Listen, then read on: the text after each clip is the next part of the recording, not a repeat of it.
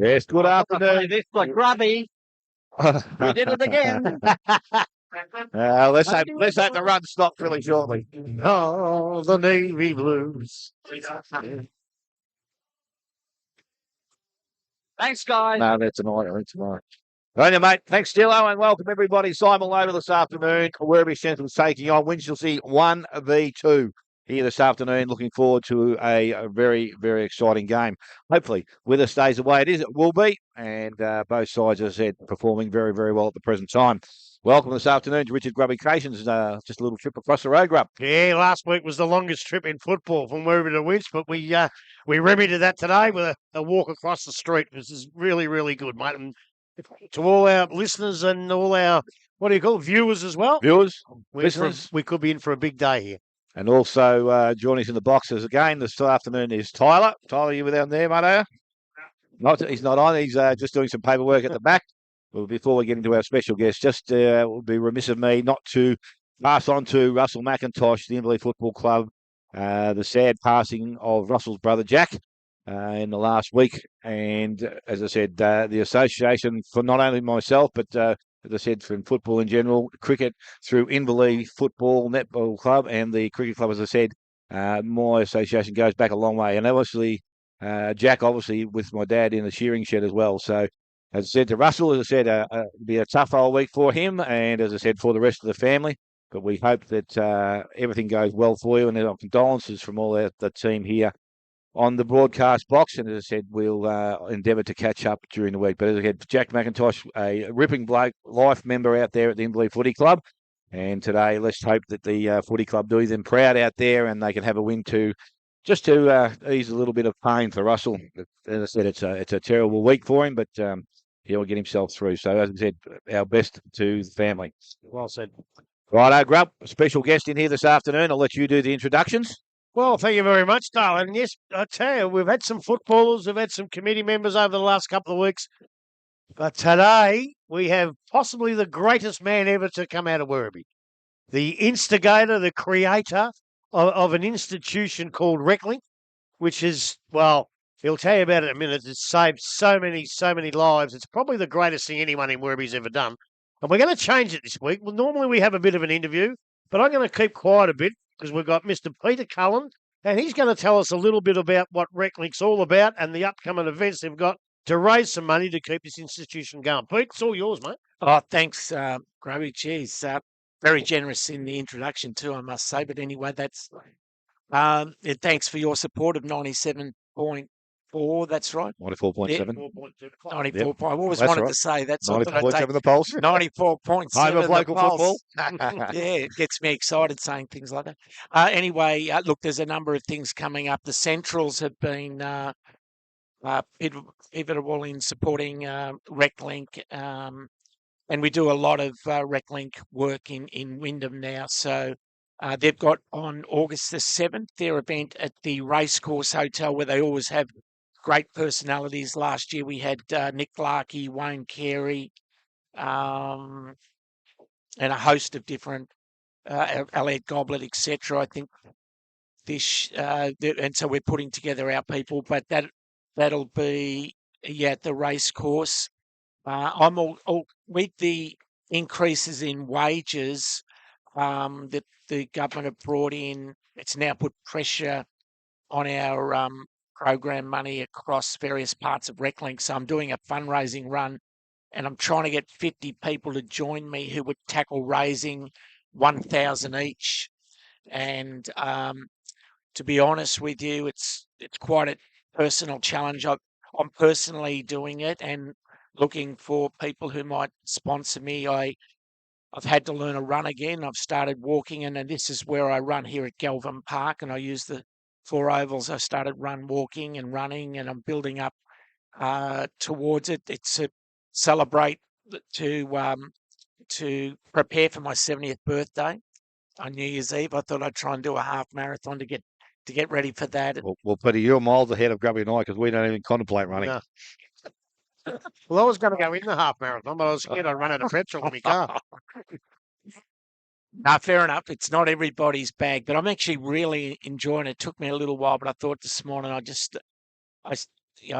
forgotten how good those bodily highs are, the sense of well-being, the shift in your mental health when you get out and move. And that's what we're really all about at Reclink. It's when people are included who otherwise wouldn't be included, maybe from deep isolation, they come into community, or they come into an experience that they're not normally doing, very often even recruited up from streets, in Morwell, in Bendigo, in places where we've been this year. We've literally recruited, with some of our teams it was short, lots of players are literally invited from the street itself. So that can be really impactful. But in terms of just getting back to the run, I can have up to 50 runners before it's an official run. It's off road, and there's a lot of running groups now, and I'm hoping that people might select somebody from their running group. The company support them, and we try and raise $1,000. We have everything from women's Muslim basketball to every conceivable form of disadvantage, homelessness, mental health, addiction, refugees, justice, disability. So there's all forms, and people who are not traditionally part of sport. The other thing we're really aiming to do is our new vision, and it's a vision bigger than Reclink, and it's a cultural vision that we hope Australia will take on, and that's to try and make sport an essential service for public health or community health. Because if we don't make sport as accessible and inclusive as possible, and it must be even a challenge for a lot of the clubs in these leagues when players are turned away because they can't get a game, all that kind of thing must be disappointing for those players. How much of that occurs in these kind of leagues? Well, probably, just speaking on that one now, Werribee themselves have now got a third senior side. So the ones that are generally not there, now they've got an option to go back to their next level. They play on a Friday night camp. I was going to say to Grubby, but he's just put a deep sim in his mouth, so I can't get him to respond. But there are a lot of sides now in our leagues that are actually having that, because of the numbers that they've been able to get to a footy club, that they are having a third side to represent them. So that probably not so as much as it used to be. In the old days, basically, if you were in that club, you stayed around no matter what, because that was the environment you were brought up in and were comfortable in, where you're probably talking in your sense that people don't feel comfortable they're not being part of it and being part of that game. So I'm not too sure on the women's side of things for, your netball sides and squads, whether that's the same, because obviously I don't have the same interest as in that as I do with my football, but I would imagine that most clubs, I would think, would be pretty supportive of the people they have around, and if they can't get a game, would be offering them to go somewhere else to get a game, if that was a possibility. I would think. Yeah, it's great. It's great to hear that, and but I do know Tegan, one of our staff member who coaches on the weekend. She says she really struggles with it. She has 9 extra players or 9 people who don't get a game, and it's really challenging keeping them interested, trying to keep them involved. Sometimes I think it would be great to maybe get those groups together if they could hold a midweek game somewhere just to keep players included. But the other thing is we have what we call Reclink Sports Share. That's also in Werribee, Grubby, with a factory at 1113 Jervis Drive, or 29 for that, actually. Is that off Lock Avenue, isn't it? Yeah, just off Lock Avenue in the light industrial area. Anywhere where the old Noddies blokes used to be? Yeah, that brick shed. Yeah. We actually use that now for a meal on a Monday. Okay. For people. We normally have health education speakers on that site on a Monday. People can come down. There's a community garden, an action sports arena, and there's bikes for refugees. And only the other week we had 18 people come for a bike, and you'll see refugee groups walking down Jervis Drive every Monday down there. But a bike is a vehicle to health, really. It's for some people it's transport, and it's a great recreational thing. But just on sports equipment, I think the crowd we'd probably speak to today is the football leagues and teams. A lot of sports equipment gets wasted like food, and if there's a change of sponsorship, it ends up in cupboards, and maybe for years. To give you an example of how important a set of jumpers can be, we were up working in Indigenous communities. Arawonga, I think this particular community was, when a team arrived in T-shirts and masking tape for the numbers, and they had the commentators there to call the game as well. But because we had the Reclink Sports Share program, we were able to bring out a whole set of jumpers with wow, numbers yeah. that would have been waste. That could have been sitting in one of these footy clubs' cupboards. Yep. And when you speak to them, I say, "Oh, gee, I'm glad I didn't know what to do with them." So do keep the Reclink Sports Share program in mind and we also have our 16-team midweek football league. We're always looking for training balls, and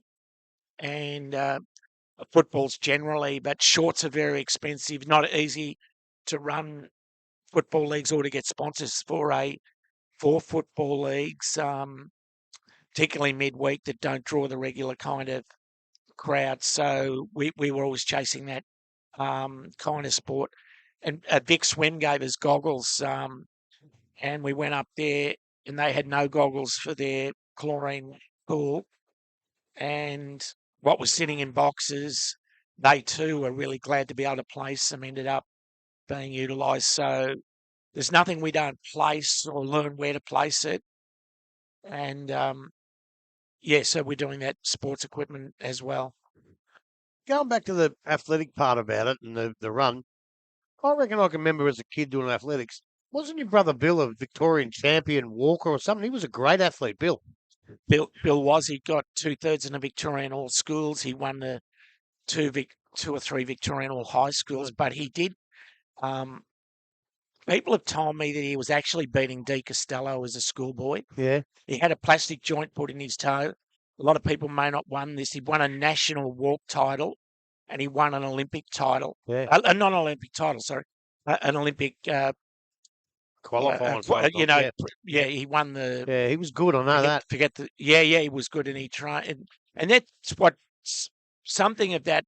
What I've been really keen to pass on is just the aliveness of competing for a team, running. I also ran with Bill, and at the age of 12, we were running twice a day, and Bill was running twice a day, and then John caught on it. We were all involved in it. It's such an exciting, and we used to take carloads of kids, or my parents did, to the Yuyangs. We'd pick them up at the high school, and we'd run through the Yuyangs, and we'd run up the Saddlepack Road, which was a massive mountain of a road, and you'd get to the top and you'd be gasping, but you did feel incredibly alive. To me, running costs some of the things that are so good for us. Grubby, one of the things that really concerns me, there's a number of things, but do you know, very often people listening may want to think about whether they fit into this, and it is a concern. If you are, you really should break this cycle. People would have a meal at night, sit down on the couch, watch telly, get up, have breakfast. They've had 2 meals and they haven't moved. They drive to work, get on the computer, have lunch, work on the computer, drive home. And that's where we get chronic diseases, and they're saying movement's so critical. 32 chronic diseases are created by a lack of movement, and movement can also tackle those chronic diseases if you do get it, and be an important part in someone's recovery. But I think as a nation, with the teens, getting teens off screens is a big thing now, getting people moving and really re-enjoying sport in the way that we used to. Yeah. I want to go back to something else. I reckon you've been doing this for probably over 30 years. Would it be 30? 36 and a half years now, yeah. When I know, obviously, I hope you're still selling the book. I hope you still got people selling the book. Yeah. Which was one of the greatest books I've ever read, by the way. It's taken a real rebirth, and a man in the crowd just said that people get a surprise at the book because it's different. It's a different type of sporting book. It's quite an emotional read, but it really explains from the people's point of view what people really are getting from sport, particularly if they've got a social challenge of it. Yeah, Addiction. from where they've come from. Yeah. I think I may have said it in other years, I'm not sure, but in the way they describe sport, or we've got 4 teams where every player's suffering at some level with drug addiction, trying to recover or whatever, and the player said to me what he gets out of it, it's a clean rush, but it's real. And the rush of running out there, running with the ball, bouncing the ball, the immediate emotional reward, the excitement of kicking a goal, all those things that our sport provides, dunking a basket, a cricket wicket, those things are amazing, can create an amazing shift and being part of a group and getting away sometimes from falling into destructive patterns. Yeah, well, it's funny. Actually, there was a couple of stories that almost brought tears to my eyes, I've got to admit. But what I was wondering, like, it's 36 years old, right? You've had a couple of, or quite a few people that have come in that were in real trouble, right? Now, that's 30 years ago. So if they were 30, they're now 60 odd. When they aren't fit enough, when at 6, they can't play anymore, what do? Do they stay in your organisation doing other jobs? Grubby, what happens, we're a lot more than footy. We're actually now doing 75 different sports, recreational, health and wellbeing programs across Australia. So Friday morning, we're at the Werribee Bowls Club, to say in Wyndham, and in various other areas. So some people do multiple different sports, but there is opportunity beyond. It's a much more than football, Reclink. So that's a bit of a myth that it's football has probably received more publicity than the other programs. So some people think it's just football, but it's certainly not. So a lot of them have stayed with the group, and because they obviously, even though they've been doing it for that long, they obviously still need and can contribute. They still need your help with the programs that you run. Well, we all need structure and people in our lives, and we probably until sport's not there in communities, I don't think we realise how much it brings to people and how much it would bring to each individual out there, and the amount of lessons that we're learning from sport, from coaches, from mentors. And you'd rest assured these boys are all helping each other out in different ways off the ground as they get to know each other. It's an emotional experience to play out there and to support each other. I know when I was playing, and just the feeling of people helping you out or helping each other out, it creates connection. That guy just came up and tackled that bloke to the ground. It could have been me, kind of thing.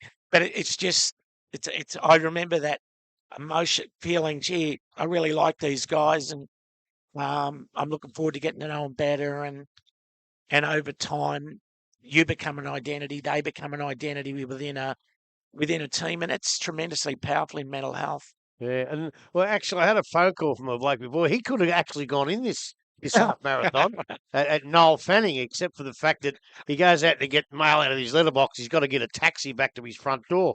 But he would have loved something like that. But so you've got 50 people, $1,000 each, and they're all going to run. We want them to aim. No, they can. We're going to have walkers.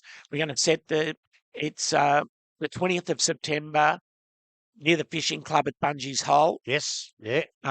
We'll set the walkers off at 8:15, the runners off at 9. I'll probably have to go with the walkers because I only shuffle along. I don't want to be there. Well, I watched you this morning. You've got a lot of work to do, I tell you. Yeah, that's true. But from where I've come from, Grubby, it's well, that's the main thing, yeah. Yeah, that's the key, yeah. Pete, we've gone over our time, unfortunately. I could sit here and talk about this all day because it's just so needed in our community. Mate, you, as I said in the intro, you've just been fantastic at what you've done to help people out. Thanks for coming in today, and we'll probably get you, if we come back again, we'll probably get you in again and speak more on it then. Anytime, and I really appreciate the support, guys. Have a great day, and let's hope Centrals win.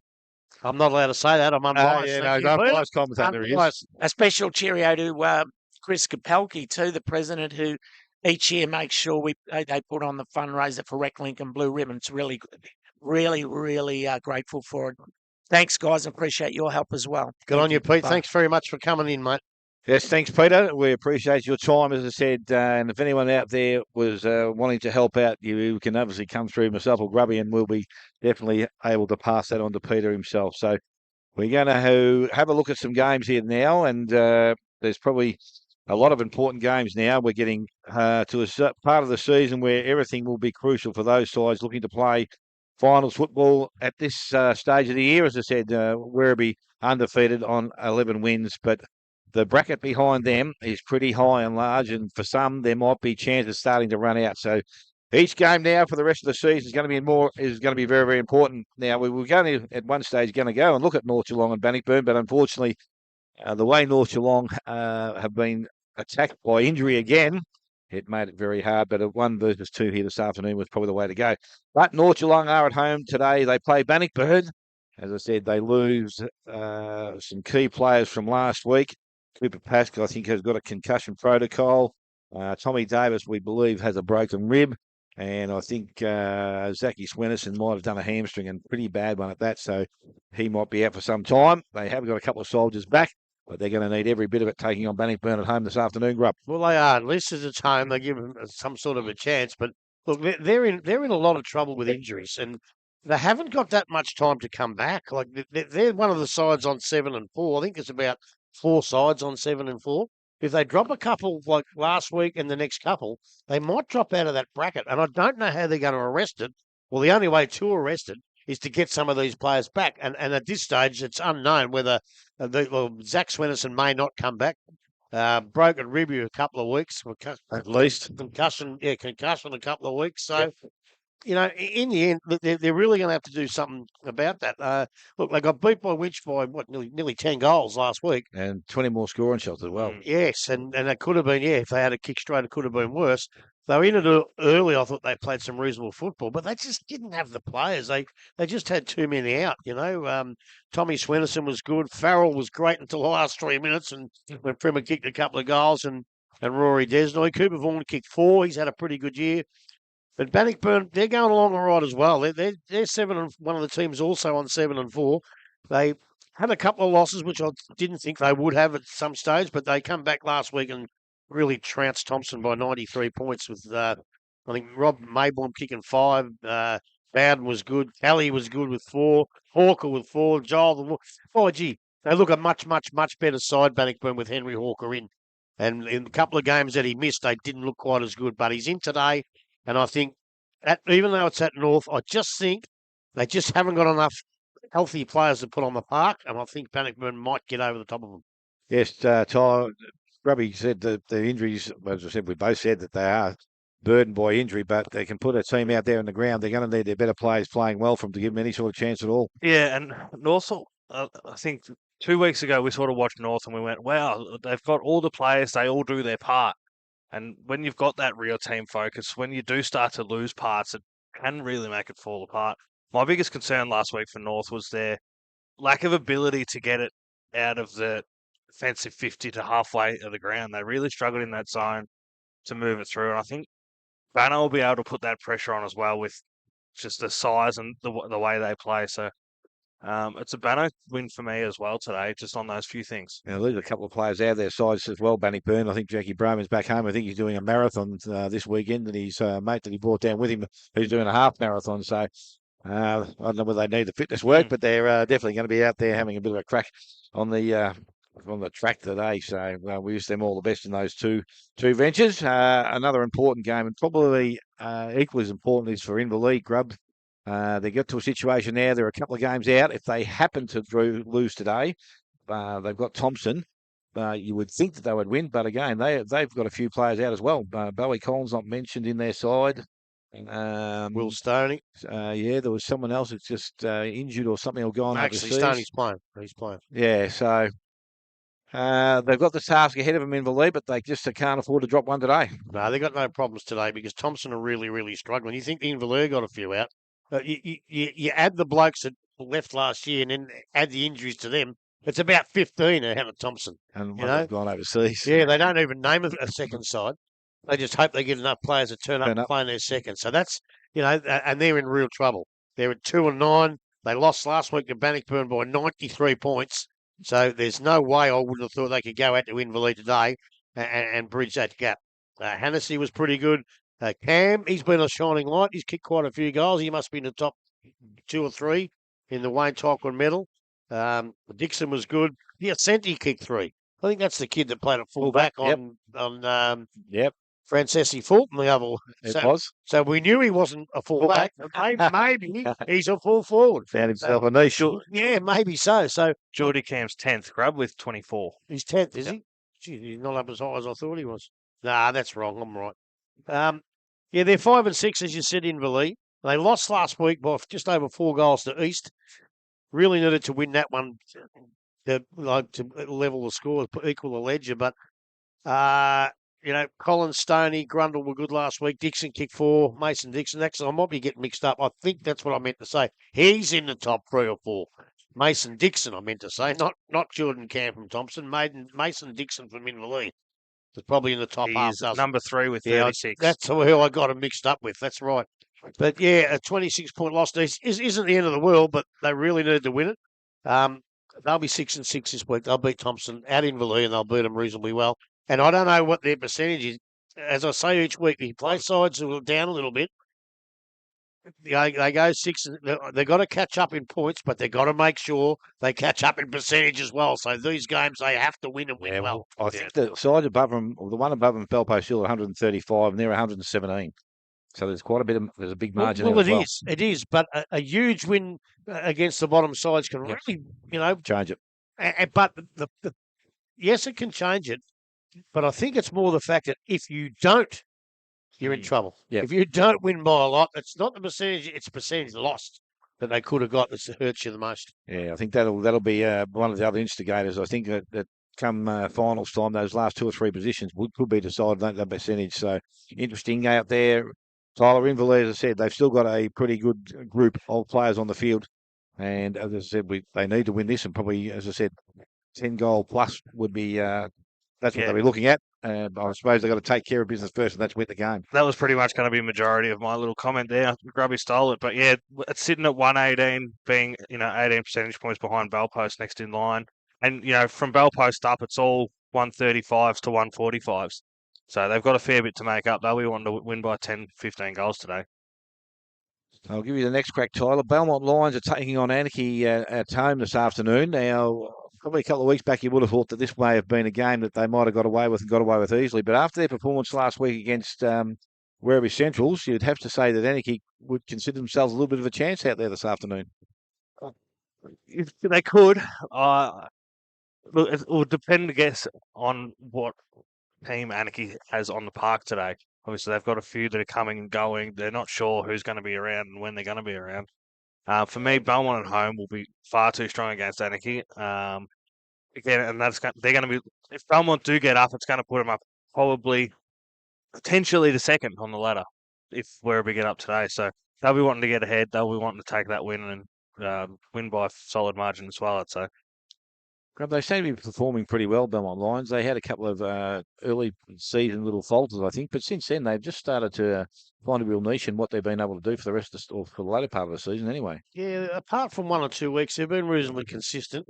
And what they've been doing, and they've beaten sides that they should beat by a fair bit, although last week's win against West was 69 points. I think they would have liked it to be a bit more.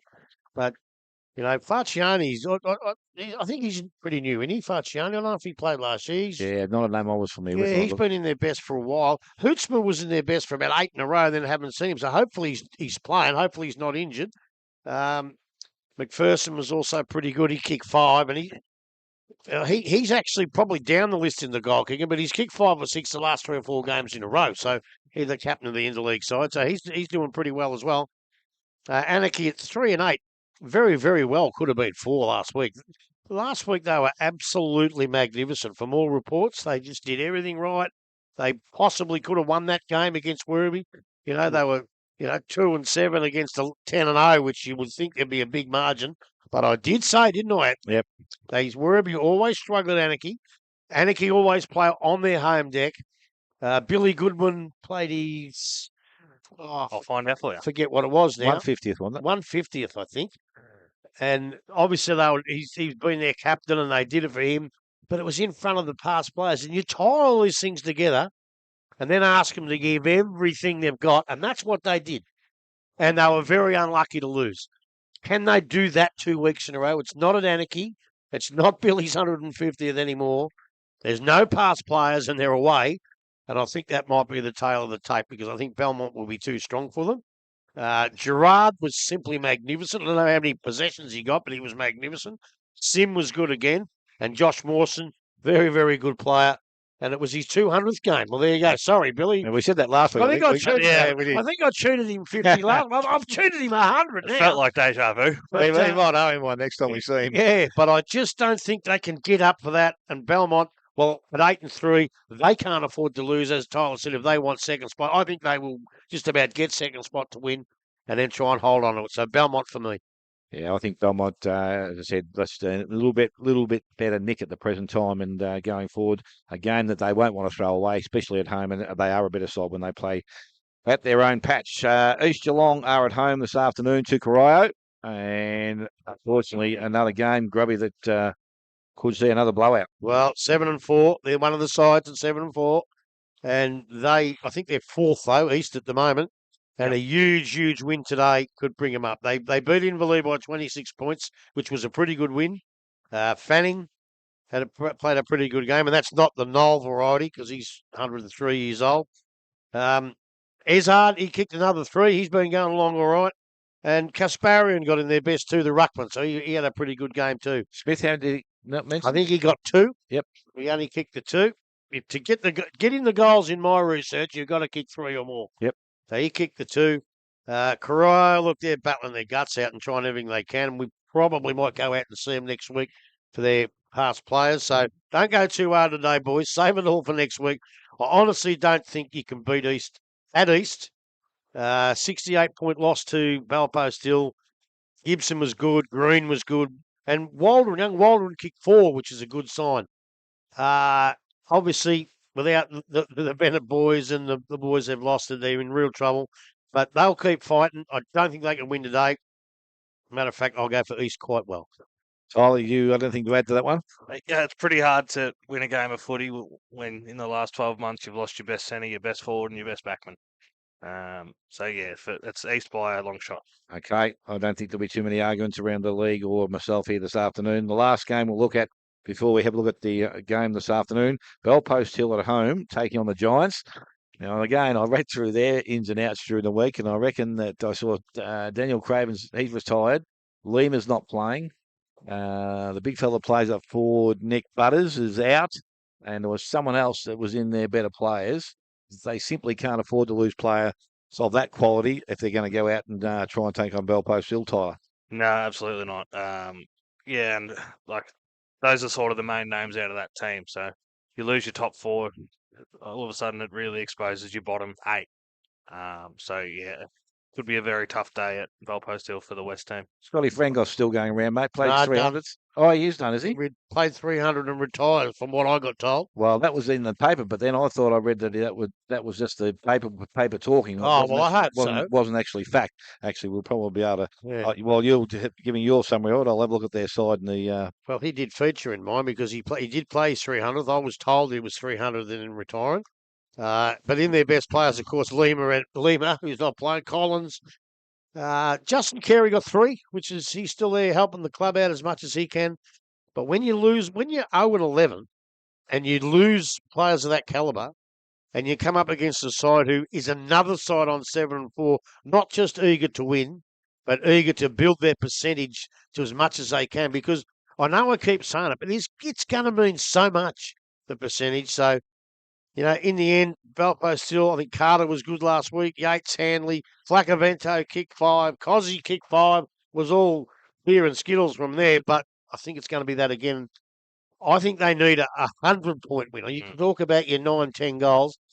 I think they need a 100-point win. And up at the Hill today, They may get it. Yeah, that's quite possible. And I just had a look through that side. Scotty Frangos is not named in that side, so that might have been true. But just the way it read or something during the week, it was if the media had put that up, but that was never going to be the case. But he's not playing today, so he We'll might ask have. Alex. He'll be here somewhere still. Well, he probably could. He might. He knows what's going on around the place, so he's the man to speak to. Tyler, this should be another thumping out there, and Belpo's still too good, even though Brock Carter's not playing. I'm not too sure that'll make any difference. Liam Merrick comes in, I think, to replace him. And, Ren Lovett's still there. Yeah, right. And, yeah, look, we saw Merrick play with a ruck last year, and he's not the worst at it either. So, well, is it an injury for Carter, or is it a rest? Well, who is? You? Who is the worst at it? You'd be the worst ruckman going around, wouldn't you? Well, I'm not playing. You said he's not the worst. Who is? Nah, I think he did a pretty good job in his ruck time last year. But, yeah, as we said, 4 teams all sitting on 28. So, yeah, they're going to want to push a big one out there.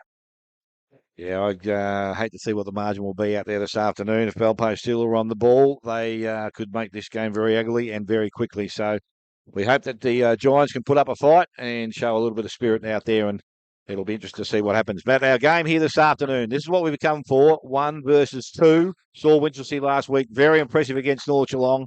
Having said that, North Geelong are depleted with numbers, but you can only go out and do your best. As I said, they had over 20 more scoring shots. The margin at the end could have been far greater had they been able to kick straight. So how do you see it going out there this afternoon, Grub? Well, before I do say that, we have umpires coming out on the ground now. Umpires, the great Mark Nolan. He's been around a long time, been one of the best umpires. 7,400 games. And a lot of good ones, let's say that.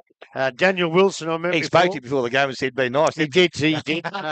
Daniel Wilson, I met, seems a lovely young bloke, and I reckon he's a good umpire. And Johnny Reese, so we're in good hands today, boys. 11-0. I didn't think I'd be ever saying that since about 2004, but they've had a magnificent season. The coach and the selection panel have gone and got some players that have really made them into a much, much better side. Connor Linehan Cunningham is away at the moment, but Aaron Stone, Adorno, who's not playing today. There's a couple more that come. Young Maxi Ryan, he's not playing today either, unfortunately, but, Callos. Yeah, Liam Callos from Hoppers, he will play today. Liam Robinson come last year from Werribee District. So, look, they've done a pretty good job in getting players to come to the club. But you got to remember, it's 11-0. It's not finals, not grand finals, and that's when it all counts. I think he's trying to develop a side to run on St Albans, and I think that's all you got to do these days. You can do what you want in the home and away games, providing you make the finals or get the double chance. But I think your whole thing relies on how you're going to play on St Albans in September. It's big, it's windy, and I think we saw Lynch win a premiership for Thompson pretty much off the back of his own coaching, because he got his players who probably, only just made the 5. They looked like they weren't going to make the 5 a couple of years ago. He developed a plan for St Albans, and they won every final, won the flag. So I also think that's what Brent Maloney's trying to do with Winch too. They've got some pretty good players there that have come into the side that we didn't know about, but we saw them last week. I know North were depleted, but Winch were very, very, very good. Finn Parrish was magnificent. Indy was pretty good. Primer kicked 4, albeit 3 in the last few minutes. And I thought they were pretty good. Up out at Anakie, they escaped Werribee Centrals. They got a 4-point win over Anakie. Sullivan was good again. Adorno and Tyler Crennan's made his comeback. He's played a couple of games now, and it's great to see Tyler back. With Kirk, he astonishes me, Kirk. He kicked 3 last week.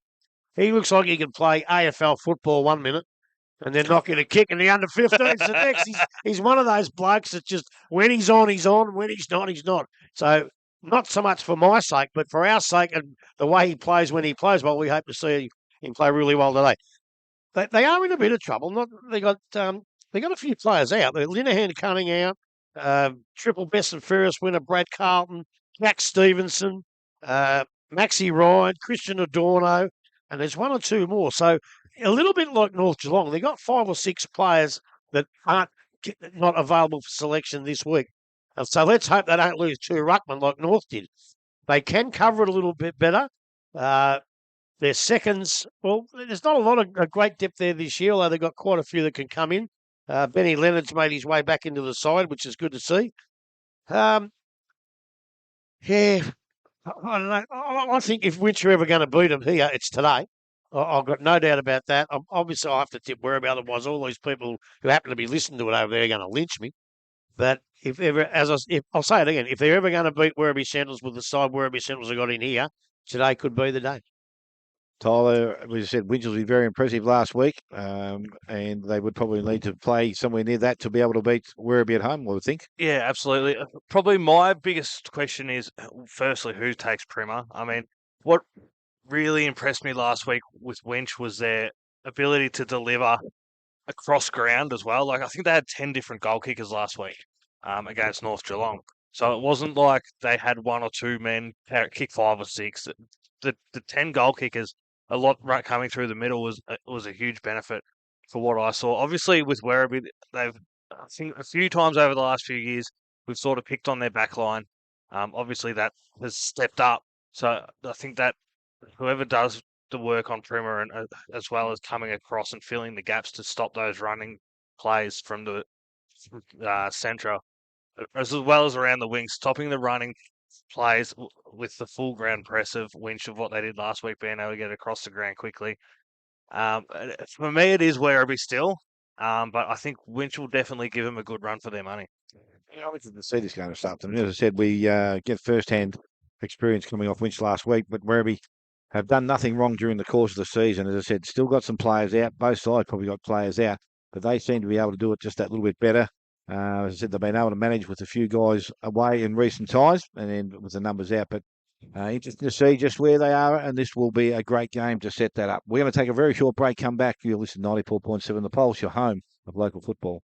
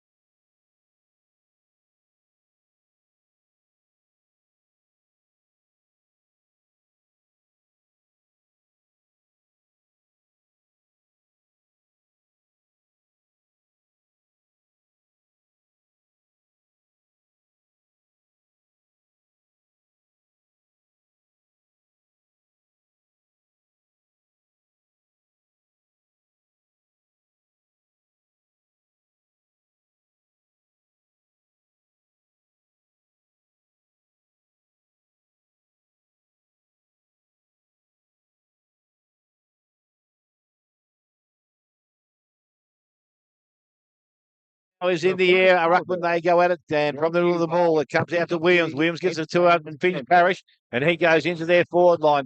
Mark coming up was Taylor. Proceeded to go through the contest, got caught up. Now it's in the hands of Stone. On the left boot, he goes down in the forward line. Mark Saliba in front. Good grab. And probably the strongest ball was needed there, but it's a mark to Camilo Saliba. First chance early in the game.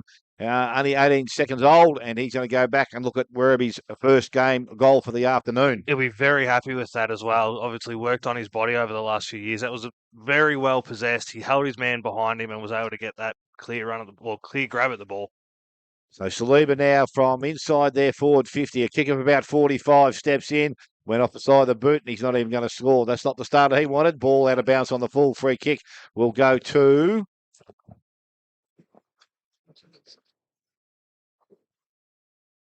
His 50? Yeah, so he was 51 on the books, so that's all right. So we can work with that. Yep, so right. So the ball comes in. Finn Parrish delivers the ball out wide. Mark not taken out the far side by Walsh, so it's picked up.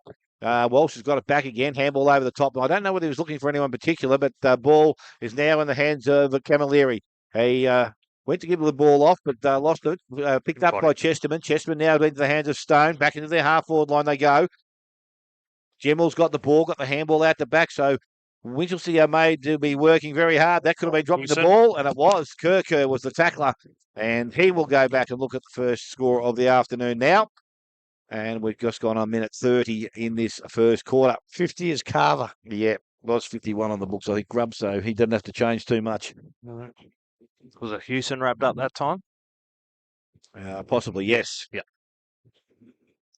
Yeah, great pressure there. Yes, so it's got Kirker now, and a kick only of about 25 metres here. And at a 45-degree angle, so he will score. What he will score is soon to be found out. A little stammering approach, but he is offline. I see what? He I hasn't thought you scored said either. he would score. Well, he hasn't. That's 2 kicks. It must be a strong wind out there. Very windy. Blown to the frigate side oval out the side there, but the ball brought back in very quickly. The game ball out the back, mark taken. And it's going to go back very quickly. This is Robertson, got the ball in his hands, and he loads up, goes back into their forward line. Mark not taken. Gemmell picks up and cleans up the work, goes to Cook. Cook across the ground. Walsh in some space now, just needs to pick the ball up. Does so and runs from the back pocket. Plenty of time to look up, deliver the ball down the field. Kick, was it good? No, it wasn't, but it's going to be intercepted out there. Well, actually, player didn't take the mark out there. Now it's his Vista. Comes through, got the handball inside the pin. Parish. Off a step, kicks long into their forward line. Contest down there. Ball comes to ground. Who's going to arrive first? It's going to be, it goes back to the hands now, and a kick around the corner by Indy Parish.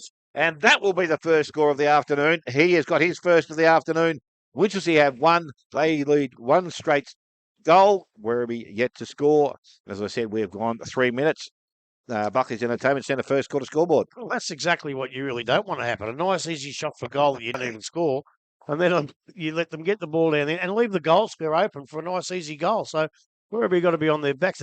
Their back line have got to be right on target. I didn't see who picked up Primer, but I reckon it was going to be Brodie Taylor. And looking up there, I think it is. Is that Brodie Taylor? Could have been, yeah. Yeah, I think it is. So that's who's picking up Primer anyway. All right, we go now. We've got Daly and Terrell in the ruck. Daly, first touch out to Culliver, wrapped up quickly. Ball spills forward into the hands of Stone. Gets a quick handball out to, and a kick out wide now towards Chesterman. Chesterman on this close wing. Turned around by Nankervis, gets a handball back inside. Misses his target, though. Picked up again by Stone, wrapped up quickly. And yeah, he took a couple of steps. Is that a number 10 for Winchelsea as well? Taylor Brown. Okay, Brown. Beautiful, thank you. So kicked forward now by Brown. Head down towards Gould, over the back from Werribee, tap forward, wrapped up quickly, and going to have a ball up just inside the square to the Winchelsea side. I missed one. Up we go, Terrell, tap down, second tap, had it, gets it cleared inside towards the 50. We've got a sling tackle. No, he's called it high. He had him High around the tackle. elbow and he called it high. So Noah Harvey with the ball this time. He's going to be just inside the square. Culliver on the mark. So in he goes now. Low darting kick, not a great kick at all. So straight to the Werribee defender there. So they're going to go far side this time, pushing out that way with the spread of the ground as well. So it's going to be in the hands of Robinson this time. Short kick over the top to Camilleri. Camilleri hands forward to Culliver. Culliver kick down to centre wing. Good mark taken out there by Houlihan. So looking inside, but not really a target he's looking for though. Hits the 50 far side to Lenahan Cunningham now. Just outside 50. He's got Saliba in the forward line. Just sits at the back of the pack. Kirker, infringement paid against there. And 50 paid as well.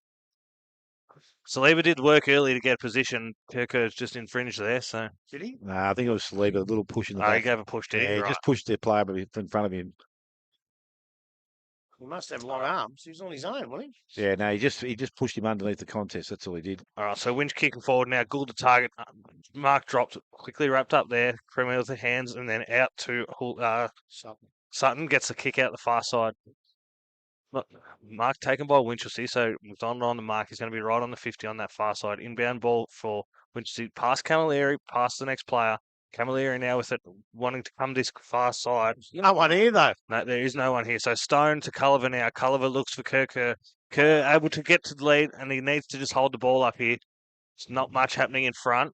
Saliba wanting it. Bryce Lenahan Cunningham pushing forward, and a mark taken now. Just in front of us here by Stone. So Stone able to pick his target now, pushes forward towards Chesterman, and a mark taken there instead by Gomes Patiage. Patiage goes far side towards McDonald. Good kick and a well mark. Not a great kick, but where it needed to be. And McDonald able to take a good mark out the far side. He's going to be kicking a goal from about 35, 40 out. Slide angle, pretty much same spot as the last two kicks. So hopefully he's learned. not to kick this out on the I bounce. reckon better hands this time, but as I said, the other two aren't bad kicks for goal either. But Yeah. I think Grubb stood out of the box for the perfect couple of minutes at the start. Those two early kicks, but McDonald comes in now. Ball hits the boot, and it looks good. better. This sounds better too. Bit of excitement out there. All right, so that takes Werribee to 1-0-6, Winchelsea 1-6. We're 7 minutes into the Buckley's Entertainment first quarter. Yeah, look, there was a couple of little incidents out here where Stone got on his own. Oh, there was no one out here, and Kirk, it took a long time to get there, but they waited patiently for him to get there. And that's what they haven't been doing in previous years. They've just been kicking it. So they forced their way down really well. That last kick that went to McDonald was absolutely perfect. But I just don't think the defender realised that's where it was going to go. He started to run one way and couldn't get back to stop him from doing it. so the ball back in the middle once again. Daly's doing the ruck work. Terrell actually got the ball down, goes towards their half-forward line. Chessman picks the ball up. He's tackled, but did get rid of the ball. Now picked up Stone. That was clean. Picks the ball up now on the left boot. Goes across the ground. Kick needs some depth on it. Didn't have it. So now work to be done. McDonald's out there. Carver also. Carver of Winchelsea picks the ball up. Good little handball out the back. Put his team under a little bit of pressure, but they've got numbers around it. Brown picks the ball up. He looks to kick the ball across the ground. He goes into the middle. Anakie, he takes the ball. Tackled. Held up. Stood up. Though. Well, I don't reckon there's no either, Grubb. There was no prior there. So Tyler Crennan's going to be rewarded there with the free kick. Goes sideways, and again outside of Chesterman. Chesterman now runs and carries and kicks long into their forward line. Big mark required. Huff in best position. Yep. Should have taken the mark, but no talk around him. Goes to Terrell. Picks the ball up. Handballs outside. Indy Parrish now gets the ball outside. He's got a teammate running past. And that was Ross. Ross now dribbles the ball towards centre wing. It's going to be picked up. Watt under a bit of pressure. Fed the ball back inside. They've got some numbers again. Marnicky got some quick hands out the back, but it only went as far as Camilleri. He's over the top. Oh, umpire said holding the man. Well, he did jump in his back. Yeah. Well, I didn't see hold the man, but anyway. So a free kick will go to Camilleri. Club room side of the ground, centre wing, or just defensive side of for the Werribee side. The kicks ball now towards their half-forward line. Again, their ruckman there stands out. Terrell didn't take the mark. Handball goes out the back. Ross got a handball further afield. Ends up with Marnicky again and goes on the left boot. Kick wasn't great. Been intercepted out there. Stone. And that was Stone. Got the handball back inside. Ends up with Camilleri again. Kick smothered. Went back and collected it. Oh, did he drop it that time? Umpires allowed play to go on. Winchelsea again, some numbers, quick kick out. Wasn't a great position because it put his teammate under a bit of pressure. Watt now has it, and he goes into their half-forward line once again. Mark again, ball comes to ground. Work to be done out there. I reckon that was Harvey once again. Got the ball outside to Gemmell. Gemmell goes over the top. Went looking for his teammate in Houston, but was picked up there by Kirk. Goes back towards goal. Oh, it might have been touched right on the line, I reckon. And it's through for a minor score. That'll be good enough to give them a lead, Werribee. They're 1-1-7. Where Winchelsea one straight goal. Winchelsea now bring the ball back into attack or into defence, I should say. One straight to one straight. Houston, I think it is, on the left boot. Puts it all the way out to the wing. That's a long, long kick. Up they go. No one takes the mark. Picked up over to Murdoch. Murdoch gets it back in towards his full centre-half-forward position. Kirker doesn't go up, stays down, gets the ball, gets tackled, and everybody gets tackled. And the ball goes. Vice says, give it to me, and I will ball it up. Mark Nolan doing his 15 millionth game, throws it up. Watt gets the tap out, goes to Kirker. He's trodden on, but Clowns a call out to Crennan. Crennan comes back now, putting towards the full forward position. Saliba gets it, he gets tackled a little bit high, and the umpire says nothing. He's on the wrong side. I don't know whether he saw it. We both saw it from this side. It's a farewell. He went like this, so whether he thought he pushed it up himself. Yeah, well, looked high, but anyway. Umpire now will ball it in Werribee's forward pocket. Shaw's Road into the ground, or the Grubby Cation's house into the ground. Up they go. No one can pick it up. It's picked up now by, was it Houlihan? That's good. I tell you what, he snapped for goal there. It's real good. And I reckon it is Houlihan, and he's kicked a magnificent goal. And I tell you what, that could be our first contender for the Connectel. Yes, that's right, Connectel. Goal of the day. That was pretty smart then because he's actually running towards the boundary line, wrong side for the right footer, but he's able to angle it back, and he has done that pretty nicely. And that is a good finish. And that, as I said, just gives them that little bit of a margin. They worked pretty hard so far, majority of the play. I don't know which way the wind's going. I thought it might have been favouring the way Werribee Centrals are kicking until I saw that kick out where the full back went 70 metres. You can't kick a ball that far into it, so maybe there's not much wind or it's not favouring one end. So they're back in the middle once again. Ruckman again about to go at it. What's in there now? But Terrell up over the top. Ball comes to ground. picked up is Bista.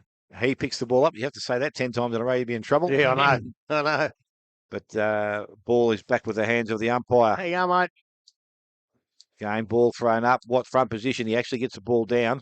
Went back and collected himself to Chessman. Fresh air shot. Went track at ground level. Tries and cleans the ball out. Did so to Culliver. He was tackled without the ball. Picked up by Brown. He can't get through the contest and had no prior opportunity there. Correct decision. This time umpire will come in and take possession of it. Good to see Caleb Brown back playing football Yeah, for Winchelsea. Ball now comes through. Parrish had it and lost it. His Bista had it. Little kick was okay. Ends up in the hands of Brown. Strong stands up in the tackle. Ball goes outside to Carver. He goes into their half-forward line. Coming across. Nice mark taken out there. And that's by Kellos. So Kellos now delivers ball further down the field. Again, Camilleri in some space. Turns and runs. Kicks long into their forward line. Kick was misdirected. And this time Huff. He read that pretty nicely. Comes out. Takes a good defensive mark. Crosses play. Goes to Walsh. To Cook. And Cook runs from the half-back line. Little chip outside the 50. Only went the required distance into the hands of Brown. Goes further afield. This time it's in the hands of Walsh. And he will deliver the ball from centre wing. Just a little stutter there. Wasn't too sure where he wanted to go. Around the boundary he goes. And that is a good mark out there. Easy one. Frimmer. Long way from goal. That's the best place to have him. Yeah. Kicks ball now into their forward line. Mark coming out. Mark not taken out there. I reckon that may have been, I'm not too sure, Sutton was in the first. Yeah, it was Sutton. You're right there, Grub. Ball comes back outside now. Marking contest. Brown just decides to punch the ball over the boundary line and set things up for Winchelsea. Had his teammate in front of him there and Sampy, but I'm not too sure whether he was aware he was there. Back in the ruck contest again, centre wing. Clubber inside of the ground. Ball thrown back in. Nice read there from Camilleri into the hands of Culliver on the left boot. Goes into their half-forward line. Bounce phase of it's Kerr. Just a little smart kick along the ground. Has time to go and get it again. Just need that bounce ball to pop up for him. Didn't do so, but he's won possession of it. Hands the ball over. Saliba. Back to Camilleri. To Saliba off a step. Looks at goal. Won't bring it back far enough. Through for another minor score. So where are we now to 2-2? Winchelsea are one straight goal, and we have gone almost 14 minutes. Buckley's Entertainment Centre first quarter scoreboard. And Houston now weighing up his options. Going to come this side this time. So Caleb Brown looks to be the target. Comes out wide. Brown, a bit of a hide there over Camilleri, but a fantastic mark That's a taken. great That is mark. a great contested mark defensively for Camilleri. So he'll push Werribee back inside. Look at his target. Saliba leads now, and Kerr next in line. Not a great kick, though, but it will bounce down. It's going to be hit across the boundary line down in that forward pocket for Werribee. You know what made it such a good mark? Because Against he Caleb did it Brown. against such a great player. Yeah. And just the size difference as well. And he's a marker, too. All right, here comes the ball this time. So Brown gets the tap there. Quick handball out and another one. Williams now with a clearing kick. He's going to push it far side. It's going to be a big foot race out there. Who's got the quickest feet? Looks like at this point, Carlos is the man. So he gets there first. Quick handball out. No. Goes the kick out even further towards the scoreboard out there to Josh Stone. Not a good mark. Bit of a fumble over that side too. So could be in trouble here. He's wrapped up now by 2. Going to be a whistle blown, and the throw up is the decision. See, the blokes that come up from the seconds and that, they're not quite as clean yet, are they? You've got to get the feel and the pace of the senior game. All right, so ball up out that side. Brown is the ruckman for where Winch gets the tap. Down it goes and quickly wrapped up. The other thing here, too, I don't know where Bryce Cunningham was in that ruck competition down here, but Houlihan went up against Brown, and Brown got the ball out beautifully. Yep, so up goes this time. So tapped forward by Werribee, quickly down to the hands of Parrish, now to Brown. Brown out to Isbista this time, into the middle now for Sampy. So Sampy kicks forward, hits Parrish on the chest, looks inside, into the hands of Primer, and very well done. That's a fantastic mark again. Let out early, got a bit of body, and then just pushed back into it, able to get his hands up and take a great mark. He's going to be kicking from about 40 metres out, pretty much directly in front. How'd you see that contest, Grub? Well, what I saw is you got a bloke like Finn Parrish, who's probably the best player in Winchelsea side, one of the best in the league. What's he doing on his own in the forward line? And that's where Werribee Centrals will struggle for a few years with their backmen picking up their place. You cannot leave Finn Parrish sitting on his own in the forward line. Anywhere from centre onwards. It happened a bit last week I as well. seen him in the showers last week. And that is a beautiful kick for Primer. So that's going to take the score to 2-2 Werribee Centrals, 2-12 Winchelsea. We are 16 minutes into the Buckley's Entertainment first quarter. Last week I took the Hotham Hotel in to play it. Then they go, oh, he's in the shower. So I'm like, hey, go in the shower. All right. So in I went. But yeah, no, good football from Winch. And again, it all started from back here when you got a bloke at 5'8" going up against a bloke at 6'2" in the ruck. That cannot happen. You've got Watt down there. You've got Linehan can't. Even Kirk can jump. But Houlihan's short and he can't jump. Well, men can't jump. Ball thrown back in the air this time, Daly. And this Terrell once again gets the ball down. Going to be cleaned up. Well, I thought it was going to be cleaned up by Indy Parish. He lost it. Stone lost it. Ball tapped further afield by Harvey. Again, no one really taking clean possession of it. Still in there to be won. Williams over the top. Ball runs free now. Now it's Werribee to come out with the ball. Ends up in the hands of Benny Leonard. Goes into their half-forward line. Kick wasn't great. Mark has been taken out there by Ross of Winchelsea. Goes out wide. Finds his teammate in some space on centre wing. Was want to look back inside Indy Parish in some space, but it's quickly covered off there by McDonald. Plays on now. Winchelsea, they go from centre wing, goes into their half-forward line. In front, Mark not taken, out the back. Again, it's going to be cleaned away there by Sutton on the left boot, back towards centre wing. That's a great kick. Mark has been taken out there, and I reckon that might be Chesterman. Yep, plays on. His kick not so good into the hands of Gemel of Winchelsea, and a mark on centre wing. So Winchelsea will be able to turn things around here now. Goes for his straight back to where the ball came from. Brown out in front. Again, Mark not taken. Ball over the boundary line. Throw-in will take place. And we're just outside the forward 50 for Werribee. Oh, thanks. Give me the microphone when the ball's 150 yards away. Thanks, Dale. Sorry, I was going to cough it. And umpire comes in now, throws it in, half-forward flank for Winch. Bit of shoving and holding, and it's going to go against Paddy Daly in the ruck.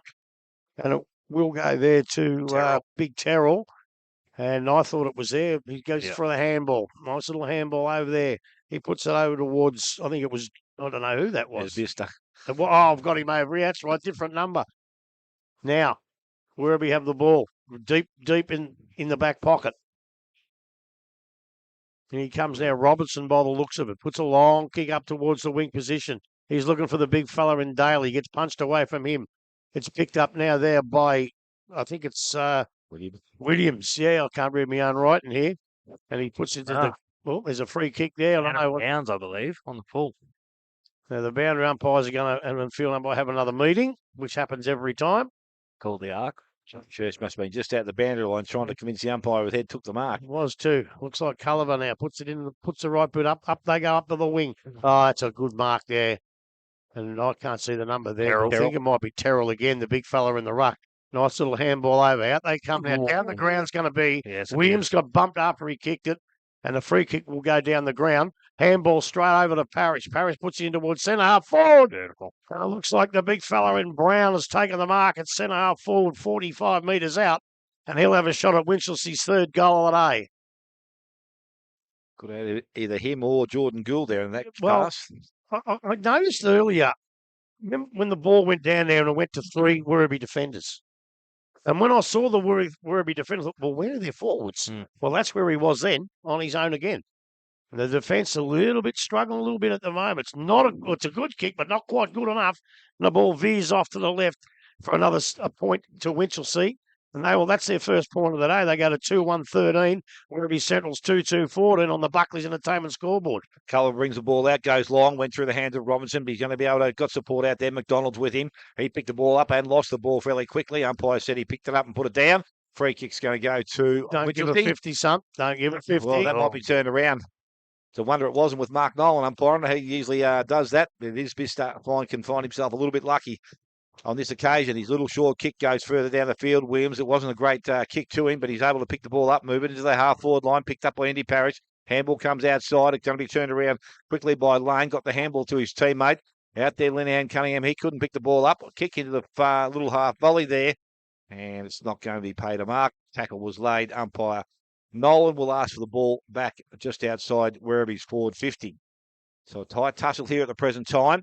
Again, this time Daly palms the ball down, but it's cleaned away there by Williams into the half-forward line and standing on his own. The mark has been taken there by Robinson. It's going to come across the ground. Yep. A good kick, and he's on his own. Yeah. So now Robinson goes back out towards centre wing. Mark, again, not taking the ground level. Ball's picked up Reckon that was Hupp that might have been picked the ball up. He's a long way up the ground, I would have thought, but that mightn't have been him in the end. But now just inside their forward 50, Sampi, he's picked the ball up, tackled without it, I would have thought. Now it's going to be picked up by Saliba. He goes back towards centre wing, and again, numbers there with Winchelsea, and Williams takes the mark. Get up. Gee, they've got to be careful with that sort of stuff. No, you know who it was? Ross Terrell picked that up. Oh, Big was it? fella, yeah. There was a bit of that going on at 4 o'clock this morning. So the ball now goes along from Williams into their forward line. Sutton, best position, got the little hand on the ball. Got the ball out, went as far as lane. He was tackled trying to get through the contest. Josh Stone it was. And it's going to be a ball up. About 40 out from the Werribee goal. And an opportunity here to set things up. Ruck contest. Sorry, Winchelsea goal, I should say. Sutton does clean the ball away. He comes outside 50. Mark not taken, gets through the contest. Now at ground level, players required to pick the ball up. Ends up with Gemmell. Gets the handball out the back to his teammate there in Cook. Cook now goes long back into their forward line. Mark not taken again. Sutton able to bring the ball to the ground. Culler cleans up nicely, goes outside into the hands now of Crennan. A little one over the top wasn't great. Oh, I don't know whether that was a tackle or what that was. Umpire Nolan says it's going to come back. Well, I'm going to try and explain it to you, but I'm not. I don't know what it was either. The other player now has the other umpires intervened there, and the free kick's going to go to Winchelsea, and that's Bolts, puts the ball back into a danger spot. McDonald back there, lending support to his defence, kicks the ball outside 50, but it's going to be all the Blues out there, Winchelsea and Williams. He will pick the ball up. He's got plenty of time to do so. Gets the handball further down the field now, or got kicked inside to Finn Parrish. He plays on, turns and goes quickly. Again, numbers. Great. What was that? What was that? That might have been Taylor. Gets up the hands now in the goal square, and the ball has been kicked for a goal by Reuben James, and they have their third. The Winchelsea now move to 3-1. They lead Werribee on 2-2, and we have gone almost 24 minutes. Buckley's Entertainment Centre first quarter scoreboard. Well, if you're going to go up for the Routley's mark of the day, you got to hold on to it. And he almost did, and it would have been a great mark, but he didn't. And there was a bloke at the bottom of the pack saying, thank you very much. And even though it's only 3-1 to 2-2, I think Winchelsea are playing the best football here at the moment. Something you mentioned before, Finn Parrish is probably the best player. He was by himself at 5 minutes then. Yeah, I know. The Werribee's defence is very, very loose. They need to wake up to that. So Daly and Terrell up now. Terrell gets a tap down to Winch and a kick forward now. So going to be out to Reuben James. Gets a quick handball out Finn Parrish. Finn Parrish over the top to Church, I believe. Church now kicks forward. Beautiful kick. He's miskicked it. Yeah, he has miskicked it. He was going for the next one back, but he was definitely looking for Indy Parrish behind, but Cameron Primer just fell into the hole. So he's going to line up for his second, I believe. It's going to be about the same spot as last time. So 40 metres out, pretty much dead in front. Winchelsea are doing very well today, and yeah, just able to find space everywhere. Yeah, look, and I think that stems from the fact that they've had so many wins and have been in front for most of the time. The defence hasn't had to really rely on being man on man. But I tell you what, they do today. In he comes now. Primer, 40 metres out, boot to ball, plenty of noise out there, and that one goes straight over the umpire's hat. So it takes Winchelsea 4-1-25. Werribee 2-2-14. We're 25 minutes into the Buckley's Entertainment first quarter. And as I said, I think Winchelsea at the moment are playing the better football. They're a little bit cleaner, and they've got more numbers at the footy. I think Werribee Centrals need to get more numbers at the footy, and they haven't quite been as clean. That kick from Josh McDonald out there, he had nobody. That's why he kicked a mongrel punt to try and bounce, and give the Centrals time to get to the ball. But because there was such a gap, he just couldn't make up the difference. So back in the middle we go once again. This time the ruckman go out again. I reckon the Terrell got the ball down, goes to Finn Parrish. Was spun around, locked the ball in the tackle, goes out to side to Clem O'Leary, ball into their half-forward line. That was an attempt at a mark and a spoil, and it's going to be paid.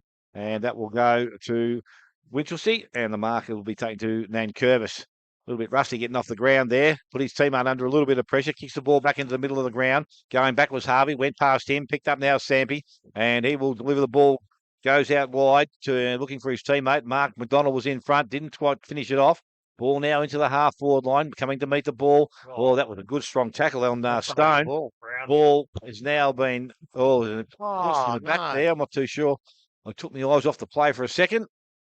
Great tackle by Brown, though. Well, I think it was holding the ball anyway, the one before. That wasn't a free kick, but I think the one before it was. So this is Bolsh out there. I'm not too sure of his kicking ability, but he is looking for someone to pass off. So I'm saying that he's not confident with the distance. Well, he's going to have to kick from just inside 50. Plays on now and chips to the top of the goal square. Sutton standing in a good position. Well, he had the mark to put it down. Umpire said it was a push. Well, if he marks it, it's probably 50. But he didn't mark it, so he's got the free kick. He's a bit lucky there. So Sutton now from right at the top of the goal square. Asked to play on now by the umpire. Decides to go across the ground. And that will be okay. I reckon that's Taylor out there.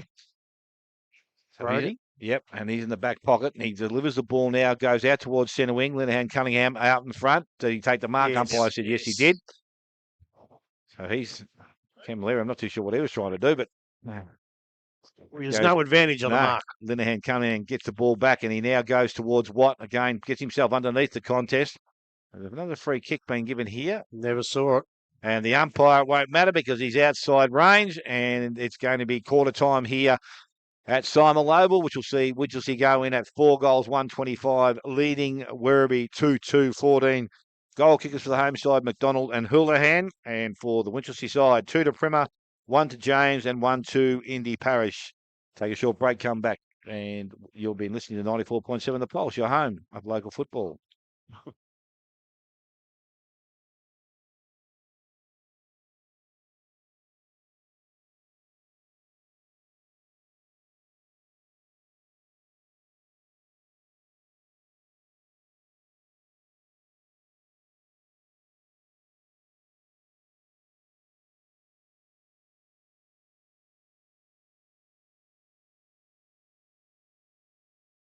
Local sporting clubs are at the heart of communities like ours here in Geelong. That's why I love what Geelong Cat's official asset finance partner Morris is doing with the Morris Community Cashback Program. When you settle a loan with Morris and nominate a local sporting club, Morris gives $500 directly back to that club.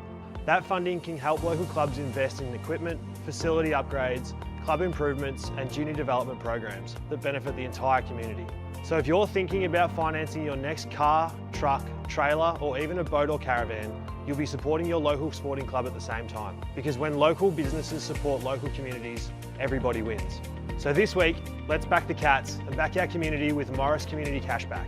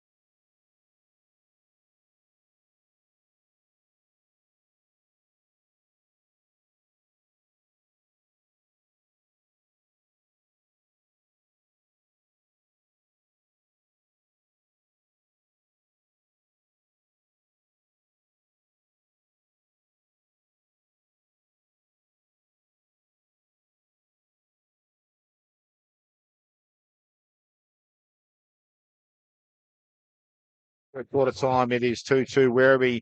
Winchelsea 4 goals, 1 from around the grounds. We've got North Geelong 1-4-10, trail Bannockburn 2-5-17. Inval, excuse me, 7-3-45, lead Thompson 3-2-20. Belmont Lions 3-2-20. Anakie 3-3-21. Werribee, we got that score. East Geelong 4-5-29. Corio 1-3-9. And Belpost Hill 6-5-41. lead the Giants 1 straight goal. Thought you said Thompson were in front. Well, it just went across my screen that Thompson were 26 and Inval were 18, so one of them's wrong. They kicked Probably mine. Must have kicked a lot in the last 3 or 4 minutes. Yeah, about 6. But anyway, this game here, very entertaining game to watch. Probably from coast to coast, probably as good a game as we've seen this year. But I just think Inval are playing a little bit better footy. You know, at 4-1 to 2-2, they could have possibly been a little bit further in front.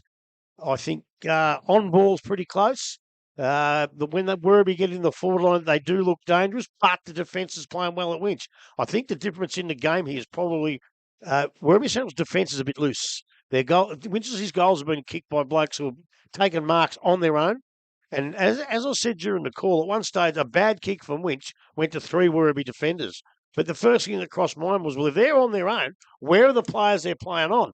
Had it have been a good kick, there should have been a couple of players on their own. And that's what they've got to really worry about. Like Finn Parrish, he's getting on his own out there like he's got leprosy or something. They're not going anywhere near him. And he's the man they have to be right on. You know, Primer's different. He gets on his own because of his pace on a lead. And there's nothing you can do with that except maybe get him from coming the other way. But look, it's a pretty good game. I think McDonald's looked okay. Kirker looks dangerous. I think he might come good. Halliver's been all right. Houlihan's been okay. Aaron Stone, been pretty good. Camilleri, good for a while, and then he sort of faded a little bit. But at Winch's, there's a fair few good players there. I think Williams was good. Walsh was good. Indy Parrish was pretty good. Finn Parrish. Terrell's played a magnificent game in the ruck. He's not quite as big Paddy Daly, but he's probably beaten him at this stage. Now Curvis. Trimmers looks dangerous. Church has been good. Just about they've all done something. And I think that's why they're probably a couple of goals up on the scoreboard. Yes, as I said, they've been pretty impressive. They were continued on from their last week's performance. It's actually interesting because you look at their side and they've got a little bit of height when they start wandering past you. So, and most of those blokes have got a little bit of speed whatsoever. So, it's an interesting state of affairs here at the moment.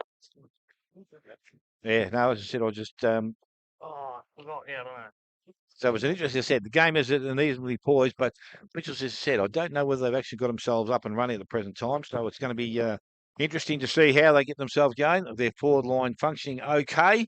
Probably that last kick going in just needs to be improved just a little bit because it seems to be a kick going in a little bit too high. Second quarter not too far away here as players now move to their positions. As you were saying, Grub, I think Terrell's having a field day out there, to be honest, on Daly. Daly's got the big body size, but even around the ground, Terrell's been able to move better and get into a better position for the tap-outs. So he moved that well at one stage, and Smithy wasn't quite sure who it was. He bent down and picked it up like a rover. I thought in the opening minutes, Daly just smashed it, and I thought, Terrell played against 2 blokes last week for most of the game that aren't ruckman. Boys, you're going to have a hard day. Well, he's turned it around in the 2/3 of the quarter and has come out on top so far in the ruck here today.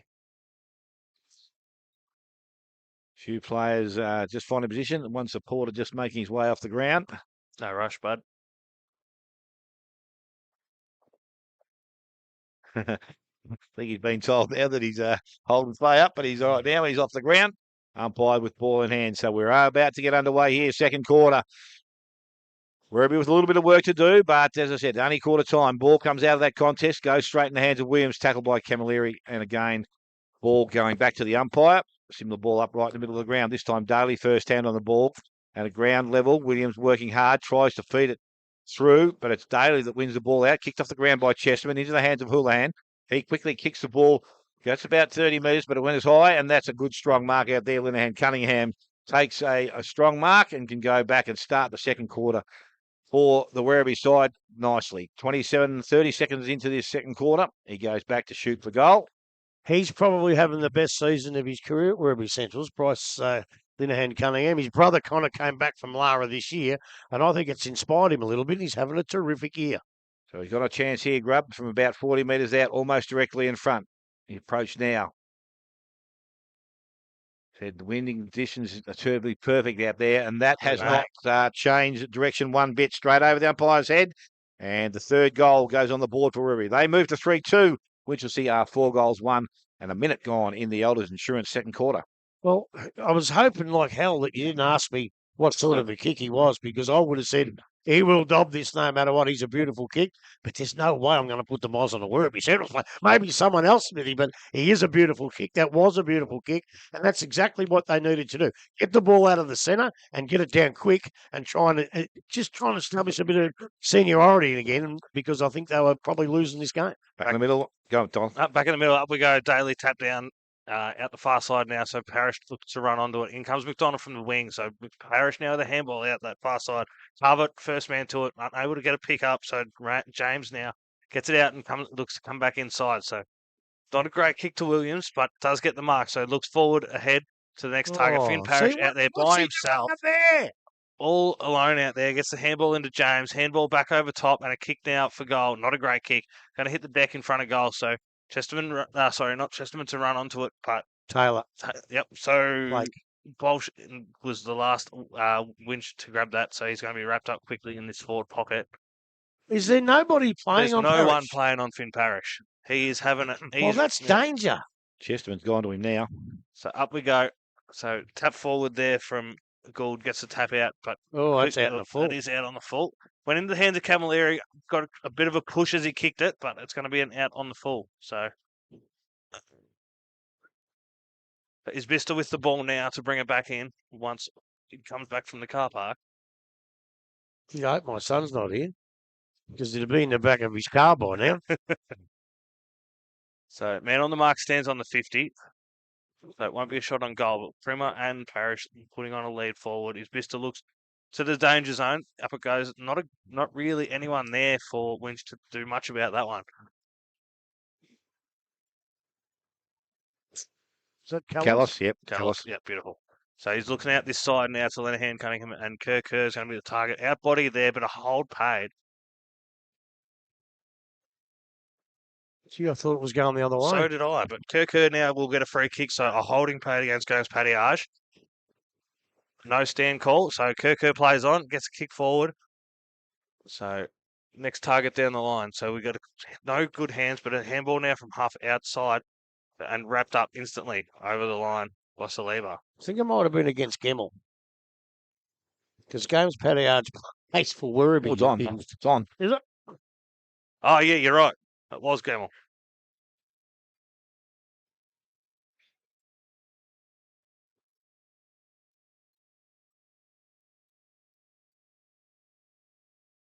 Ball it in there, umpire says. Well done, Mark Nolan. Yep. So Daly gets a tap forward over the head of Crennan, but he'll grab onto it and wrapped up very quickly. Quick tap now to Callis. Callis wrapped up as well. So free kick now.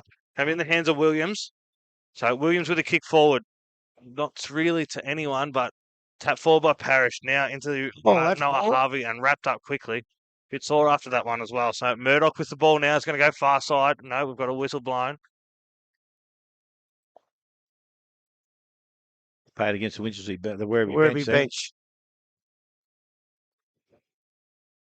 Well, that's something you don't want to see. We saw it last week against Peter Riccardi. Now we've seen it against Werribee Centrals. So Indy Parrish kick forward, a beautiful kick straight. Centrals had control of the football. And the game for a little bit there. They had control of the footy. They were going into their forward line.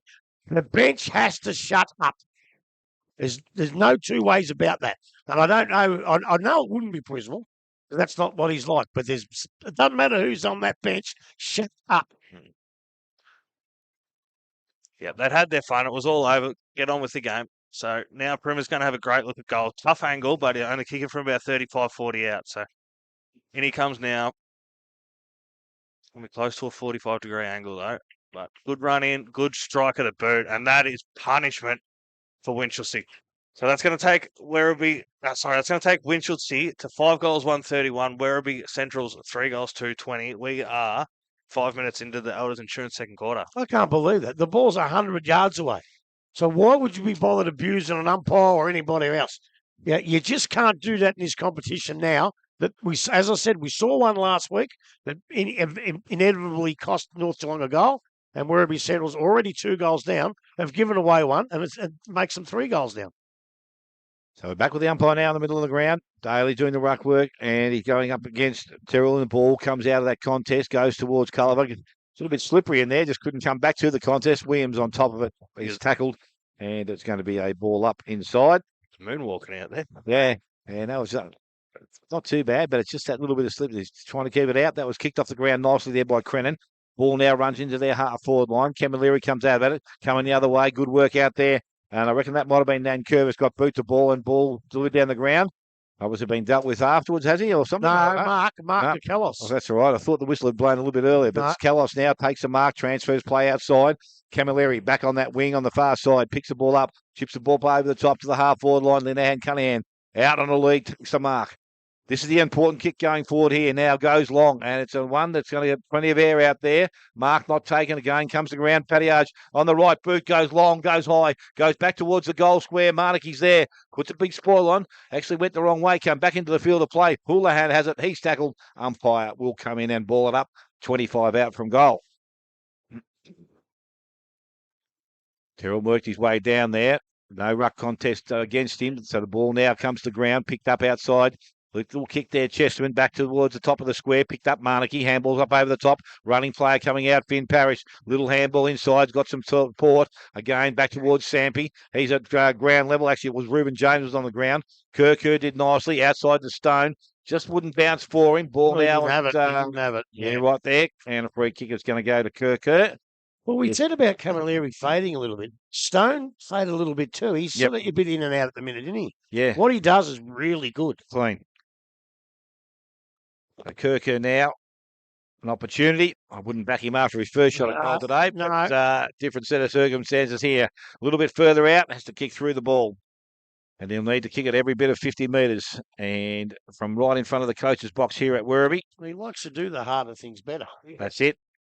Comes in, gives himself a little bit of ground, kicks the ball at goal. Wasn't great off the boot, been spoiled and has been forced through for a rush behind, which we'll see Werribee now move to 3-3.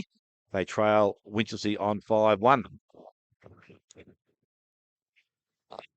So Houston with the ball this time is going to go the far side here, getting a short lead from Church, but ignores that one. Just strolls out basically unopposed. So not a great kick. Hits Caleb Brown at the 50, gets a handball back inside.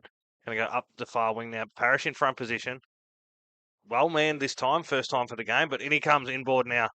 Outruns Crennan, gets a kick forward towards Primer. Over the back though, good pressure put on there. So Taylor with the ball now, comes back inside as well. So hits the mark of Stone there. No mark paid, must have been not 15. 15 Yep. is called. So Taylor's wrapped up with it now, right on the 50. So Not 15. must have been 14.8. It must have been damn close. So right on the 50 now, Daly with a tap out the back. Not just a great avail, but Camilleri able to get a big clear and kick out. It's going to be far side under the scoreboard. Needs to touch this. Yes, it does. So Walsh now able to get it rolling forward. So, but we've got a whistle now and a free kick paid. He's put his arm out the wrong He way. has put his arm out the wrong way. Even though when you tap the ball in front of you, to me that's possession. You're still in possession. I think he got it wrong. All right, so Winch kicked down the blue. Oh! What's that free for? It can't be unrealistic because he touched He it. marked it nearly. And he's got his arm out the wrong way again up. Now he's got There it you out the go. right. What was the free kick for? What do Well, you think? the only thing it could be was high contact for his knee in the back of his No, head. that's not That's a free not- kick. That's not a free No. kick. If he goes nowhere near the But footy, it is. He touched the footy. So is Bister now kicked forward and well cut off there by Daly. So, yeah, I don't have to reference the tape for that one. So Crennan now the kick into Stone.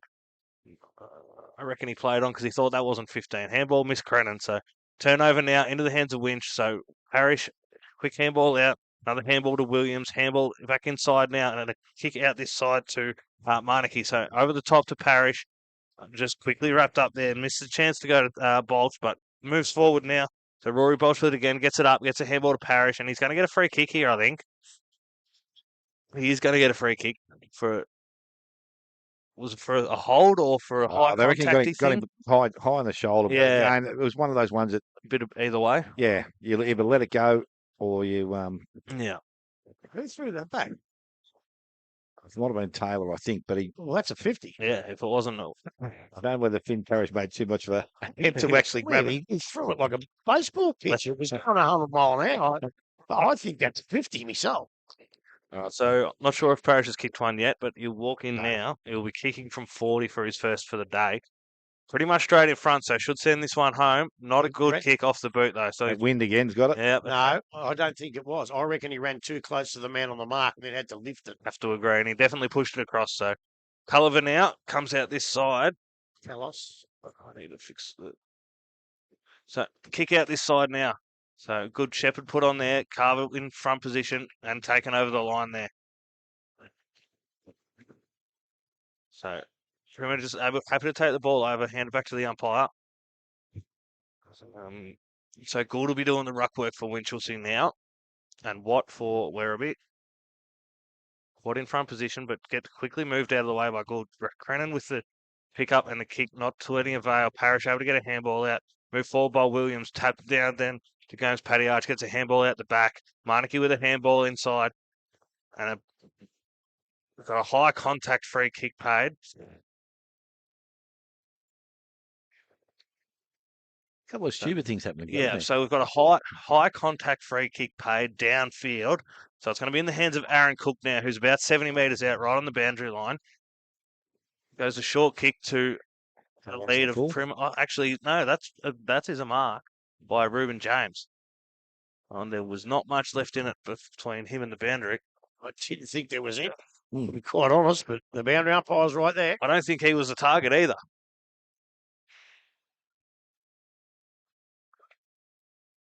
But it'll be Reuben James now, kicking from about 45, pretty much the hardest angle you get on the ground. So see what he does with it. Goes the drop punt, puts it up. Umpire has not moved. It's a point. Point. Must have went over the post. You know what? The goal umpire never moved. No. But it never went anywhere near it. Yeah, Straight right. through the points. It was miles away. They were very confident then. Ball comes out now from the fullback position, ends up there on the far side. Taylor sees kick smothered. Ball's going to come back inside. Goes to it was there, and that was Gould. So Gould's going to win a free kick for Winchelsea. Still in there and attacking 50. He played that very, very smart, Gould. Instead of grabbing the ball, he just tapped it out and let himself get tackled. If he had grabbed it, it was, well, Taylor thinks it's kick. but he never grabbed it. Like, see, that's the thing. Short kick goes in. No. That's a good intercept mark there. Culver read that nicely, and he's going to be able to turn things around for Werribee again. So he's got some options across the ground. He goes short. Sutton in some space by himself. They've got Crennan further out, and that's the direction he comes in now. So they've moved the ball probably from the middle of the ground to the boundary line. Handball goes over the top to Callis. Now he's going to be put under pressure. Needs to take him on. Did so. Able to get his kick into their forward line now. That's a good way to kick. Kirker across. Plays on now quickly. Goes long. That's a better looker towards the goals. And the ball is going to be touched on the hand. Nah, in the back. He's Free played. kick. Every Ball week grab. they don't play it, but Yep. today they're going to. But it was in the Yeah. back. I don't give a stuff what you say. You're not allowed to do that. So free kick goes to Walsh, and he delivers the ball pretty much up straight up the ground. Taken out there this time by Carver. He'll go across the ground. Cook. Actually not. It's Houston that had the ball then. Left footer. Ball goes this time towards Cook. He can't take the mark. Good spoil there. That was a great And spot. Who over was the that? boundary line the ball go. Might have been Was Robertson. that Robertson all Yeah. out there? I reckon he's playing forward, Grub. Well, that's a danger. Yeah. Their backline's struggling as it is, if you ask me. Take the best one out. Gives him another marking option up forward. Ball thrown in. Watt front position this time. Takes the ball back towards the boundary line. Culliver leads in the race for the ball. Picks it up. Tackled. And without prior opportunity there, umpire is going to come in and ask for it back. Again, just outside forward 50 on the far side of the ground. Watt doing some work out there at the far side. Brown trying to get up over the top. Ball comes to ground. Heads towards the boundary line. And it's gone over once again. Umpire will ask for it back.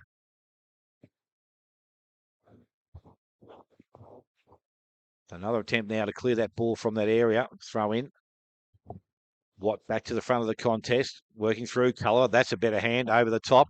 Finds his teammate there in Taylor. And Taylor goes back towards the forward line. Bounces just inside the field of play. Ross had it. Got the handball outside. I Now think it's someone's gone. called out of bounds. So the umpire's been waiting for it to go over. And it has. And a throw will take place forward pocket. Oh, sorry, the ball keep going. Cut the ball now, throw it back in. I didn't mean that deliberately then. I just saw the ball out the back into the hands of Anakie. Good quick hands. They move the ball now into the centre of the ground. Sutton's the first one to get there. Tried to attack the ball. Did it pretty nicely. Gave his teammates an opportunity to arrive. Now the ball comes through, picked up by Stone, tackled with the ball. And no prior opportunity to get through there. it'll be a ball up in the middle of the ground. This time, Grub, have a Right little in the bit middle of the closer. ground. The big fella, no matter what, will go up against Caleb Brown. What gets the tap out? Gets a quick kick out of the pack, goes over towards Gomes Paddyarch, but good play there by Carver. Carver, he comes across to Anakie. Anakie decides to go back behind the mark now. Kicks it down towards the centre half forward position. Parrish gets in the front of the line. He picks it up off the deck beautifully. Gives it to his brother, Indy. Over to James. James going to have a shot for goal here. He puts it right through the middle, I reckon, James. And that was beautiful football from the Winchelsea Blues. And they go to 6-3. Werribee Centrals 3-3 on the... Oh, is it P&R Elders? Elders. Elders. I knew it was Elders scoreboard. That was good play, Smithy. Yeah, clean play up the ground. Grub, as I said, they knew where they wanted to go, and then the players running past Corey Parrish. Corey Parrish. No, it was Indy Parrish. Yes. No, it wasn't. It was Finn Parrish. Finn Parrish, the one I was thinking of. Well, it was Finn to Indy. Yeah, and on the overlap. That's what I'm saying. He just had to hold his feet in that position out there. A little bit slippery, but was able to do so. Ball back in the middle of the game. This time over the top. Terrell getting the ball down. Picked up. Brown handballs outside to Parrish once again. Indy going to their half forward line, looking towards his brother. Didn't take the mark. Picked up out there. Murdoch did nicely, but Finn Parrish ends up with the ball. Handball goes outside, picked up by Crennan. Hands the ball straight into the hands of Isbister. And it ends up with Cook. Now into Parrish again. Steps around one, kicks long, back into their forward line. Gould's got to be the target. He's in front. That's a great mark. And that is a real good mark. Blake Taylor tried to swing that ball then. I reckon if he had a tap that, he might have been in trouble. But Gould now plays on, gets into the Sutton and the man and the mark, picked up by Taylor. Oh, it's taken a little bit high. Both umpires were just about to call it. That hurt. Yep. So Blake Taylor will be rewarded with a free kick. So again, 20 out from goal. Umpire just asked him to come back around it. That actually may be looked at. Yeah, lack of care. So the ball now short to Crennan. But I wouldn't look at it. Inside 50. Another chip forward down the field. Mark wasn't taken out there, but Caleb Brown, picked the ball up, took the knock, then went back and got the ball. Good pass now into the hands of his teammate and Gould once again.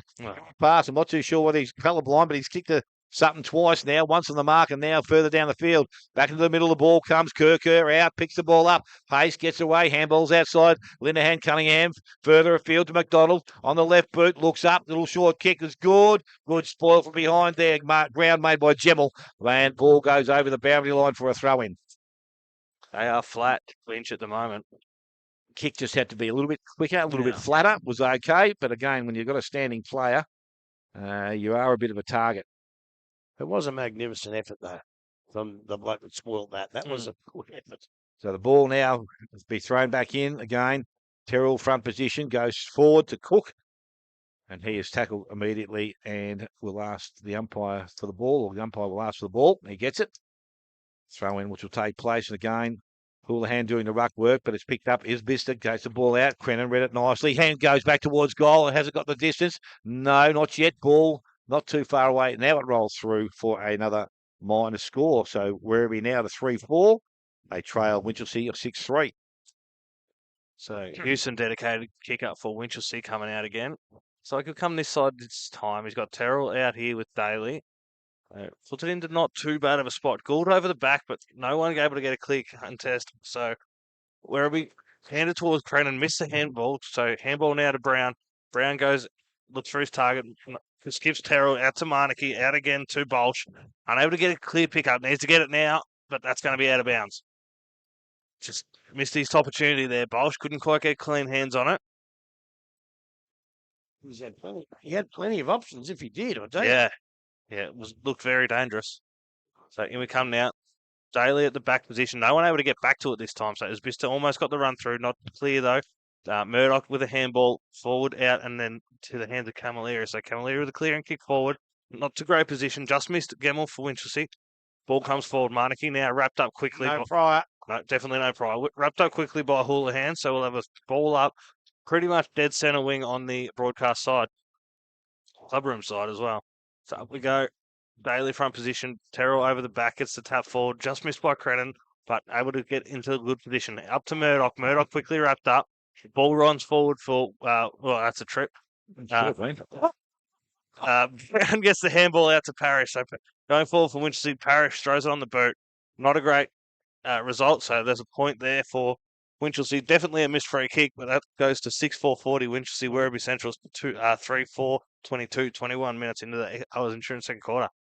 Culver brings the ball back, but it's been intercepted out there by Williams. Tried to put it back into their forward line. Unfortunately, missed the target. Camilleri, he was tackled. Ball comes out in the tackle, but it's going to be a free kick, and that will go to the ruckman out there. Terrell gets the handball out the back. And again, now Winchelsea go back into their forward line. His business there. Ball gets through the contest. Picked up Culver. Got the handball outside to Taylor. Taylor put under pressure. Coming through, Gould. And now there's been a dump decision, and the free kick will go to Taylor. Wow. I didn't see that. So this is Brody Taylor, and he goes across the goal, puts Camilleri under a bit of pressure, but he's good enough, and he takes the mark, and now plays on and goes round the boundary line. Teammate out there, that might be Benny Leonard, I think, is out there on the far side. So still defensive side of centre wing for the Werribee side.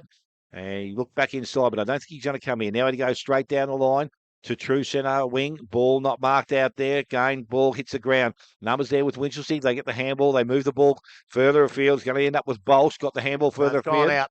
I said it's gone out, so we're going to have a throw in on that far side of the ground. Do you want to take over, Grub? No. Right, we'll keep going.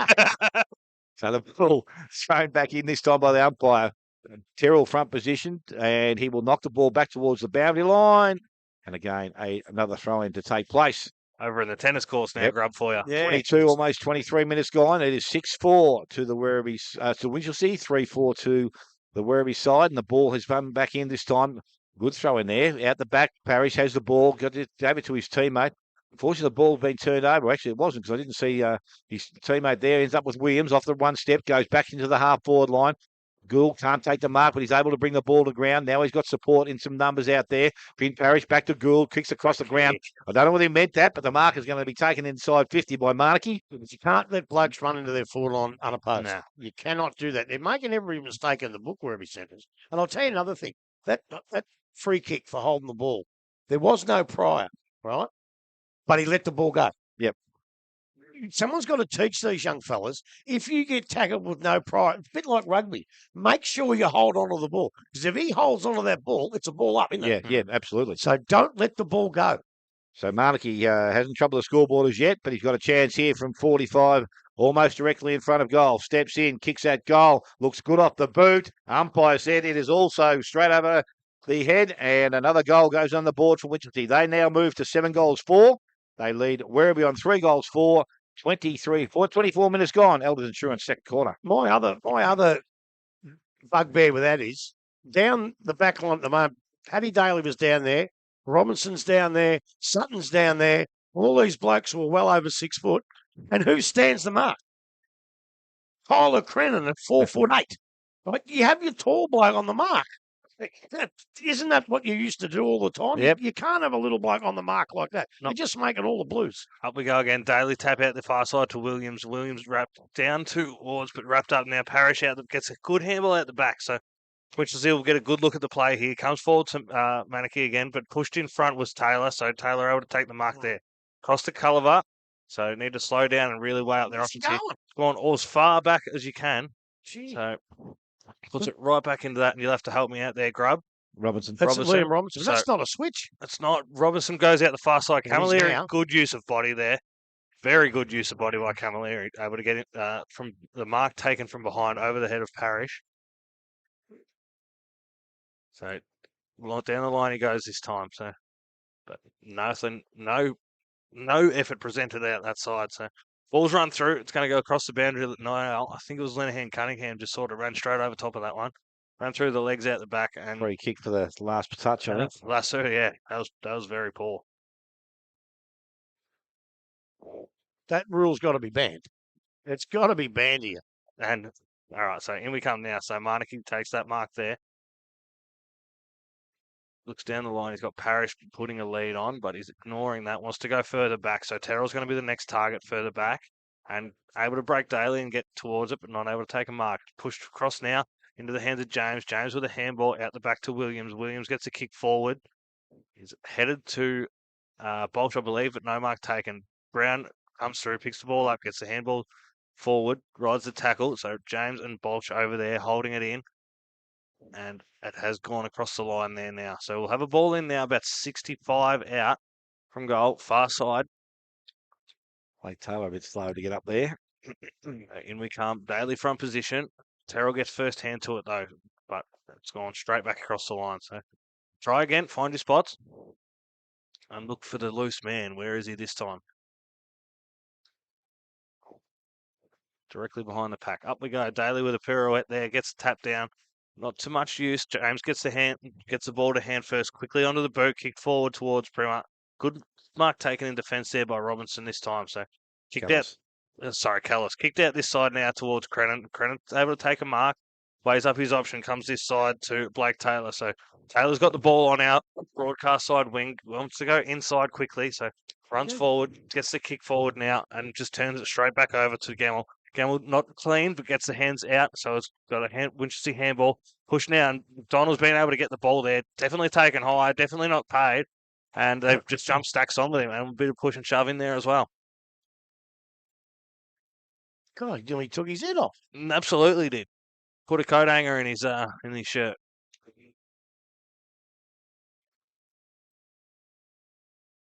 Ball up now. Daly front position, good tap, straight to Crennan. We've seen that before. Gets the handball forward. Not really well used, but out that far side. So James gets the handball to Parrish.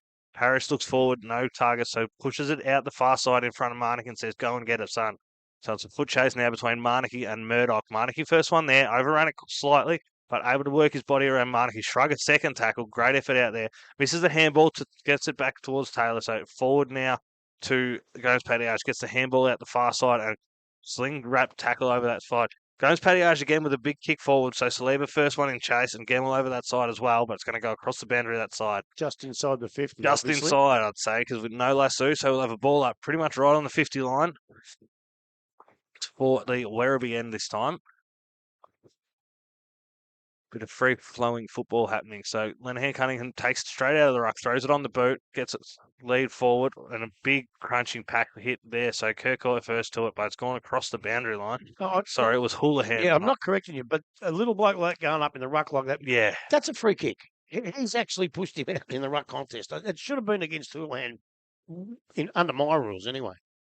What confuses me is, to me, it seems very defensive that you're sending someone that's almost a foot shorter than the ruckman to do the ruck work and sitting Daly out on the wing. Yeah. I get it if they do. If Winchelsea do get the ball, then yep, you've got the defensive play, but you're 5 goals back.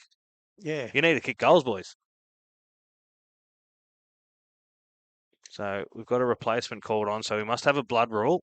Ross's coming off, but they're just saying who's going on. Well, you're supposed to go through the interchange still, aren't you? I'm not quite sure if it's a blood rule. But there's no interchange stewards anymore. Oh, isn't there? No. Just Dale. It was,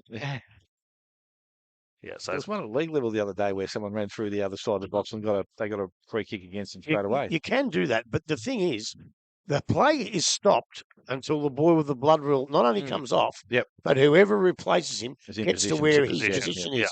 So if you don't go on the interchange, I don't think anyone minds. It's just when you sneak on somewhere else, and like Parrish did before.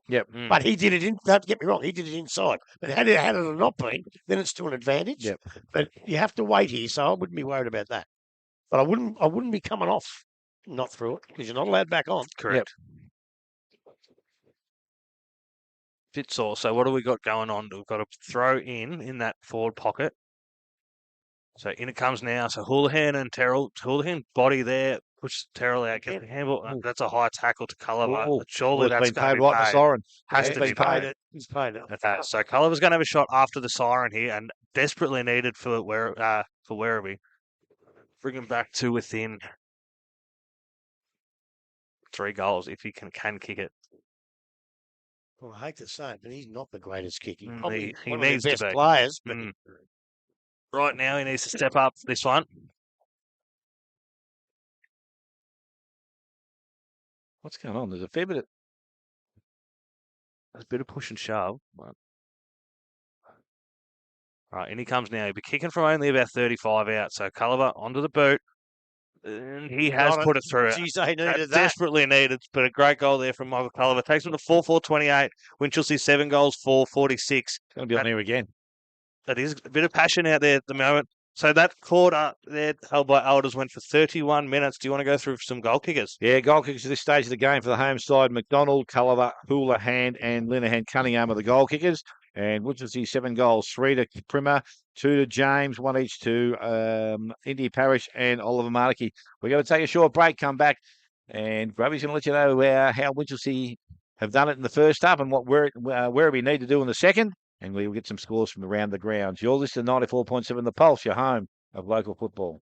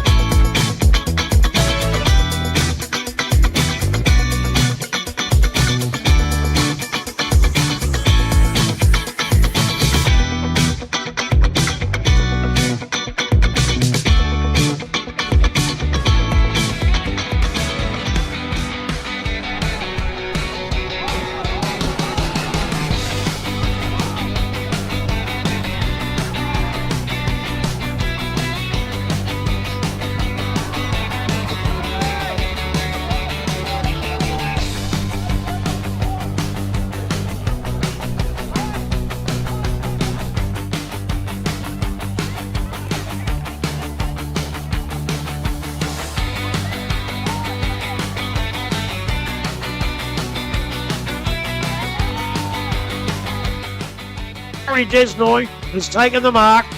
Too far out to score. Looking for a lead. He's put it deep into the teeth of goal. Now there's nobody home. I tell you what, I reckon it's gone through. I reckon it's gone through. And it has. And that's a long goal. And that could be a big contender, Smithy, for the Connectel. Yes, that's right, Connectel. Goal of the day.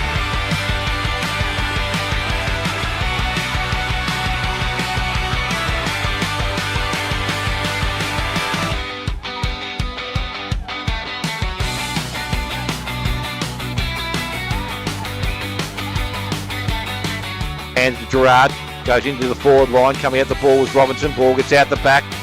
Again, ball now to be won at ground level. Benchesi Fulton pushes the ball along the ground, now kicks it off the ground. I'll tell you what, that's going to run towards goal. That is a great finish. He has got his second of the afternoon and the fifth for Anakie.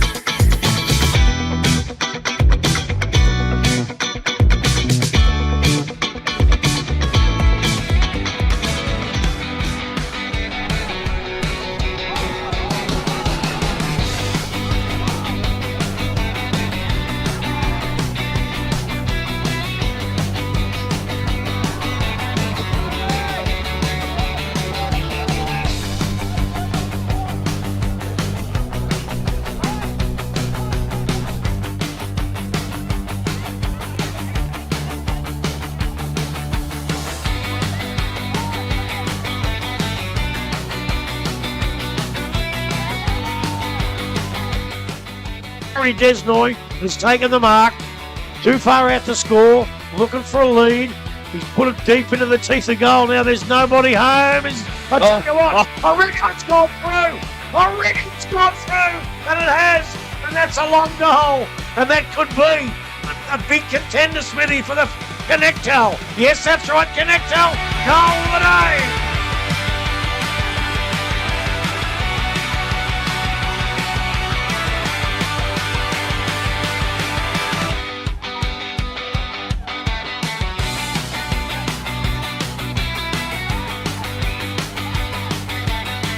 Hands to Gerard, goes into the forward line, coming out the ball was Robinson, ball gets out the back. Again, ball now to be won at ground level. Benchesi Fulton pushes the ball along the ground, now kicks it off the ground. I'll tell you what, that's going to run towards goal. That is a great finish. He has got his second of the afternoon and the fifth for Anakie.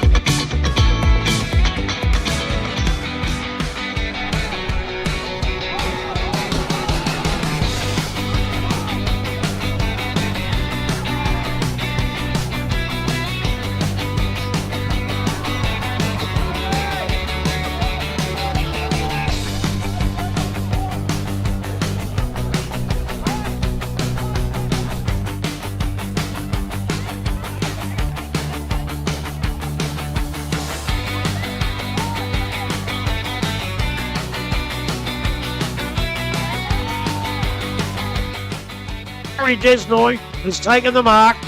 Too far out to score. Looking for a lead. He's put it deep into the teeth of goal. Now there's nobody home. I tell you what, I reckon it's gone through. I reckon it's gone through. And it has. And that's a long goal. And that could be a big contender, Smithy, for the Connectel. Yes, that's right, Connectel. Goal of the day.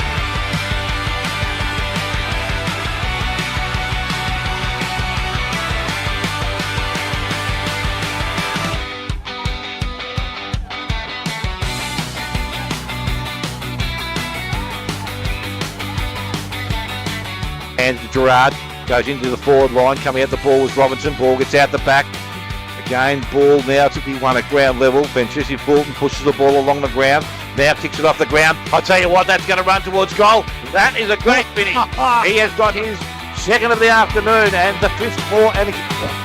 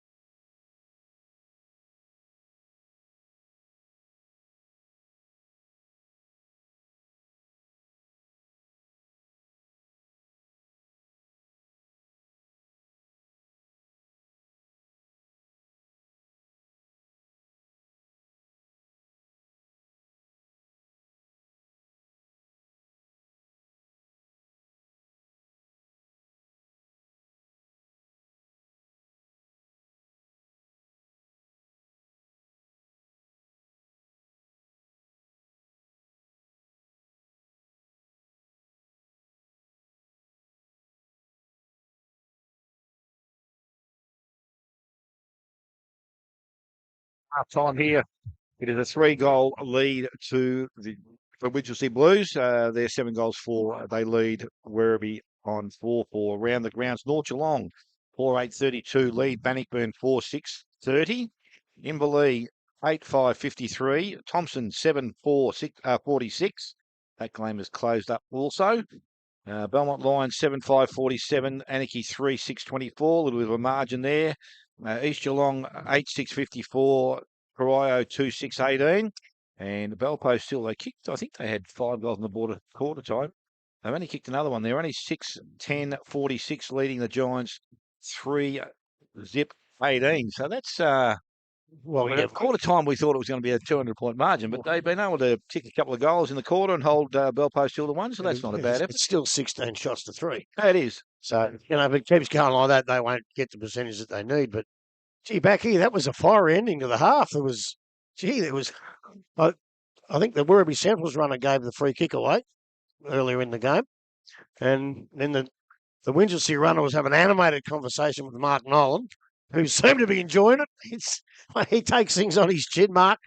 But I think now, look, that happens in football, a bit of a skirmish. What the big thing come out of this, what happens now is you settle down and play football. Yep. And not one side, both sides. Settle down, play football. They got a bit agitated towards at the end of the half, and there was a few words spoke. But what happens there, you go in half-time, do what you got to do, you come out and both sides play football because it's a pretty good game of football. I still think Winchelsea, they're only 3 goals up. I think they probably could be a bit more because of the general play. I think in general play, they're winning pretty well. Yes, tend to agree. Grub, as I said, you sometimes watch the game of footy and its general play doesn't actually give you the score on the board. I found another out too. Darcy Phillips was over there having a chat. He's out too, Darcy. Oh, okay. So the ball now, third quarter is underway. Tyrrell again over the top, brings the ball down. Culliver could have handballed over the top, but he put the ball in the air. Crennan had eyes only for the ball and takes a mark on the centre wing. So Tyler Crennan now can drive the ball. He's not going to drive. He's going to go short to the boundary. Taylor is there. Again, he can go up over the top as Houlihan into space. He plays on now and kicks from outside 50, goes towards the top of the goal square. Mark needs to be taken. Kirko had a good look at it. Now there's a free kick being given, and it's going to go Werribee's way.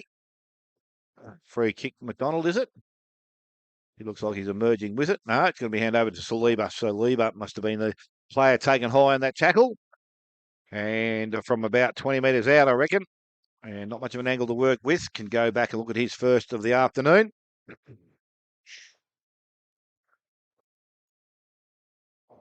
So very early in this third quarter, Saliba to come in, kick for goal and get things rolling for the home side. And that's what he's done, straight through the middle.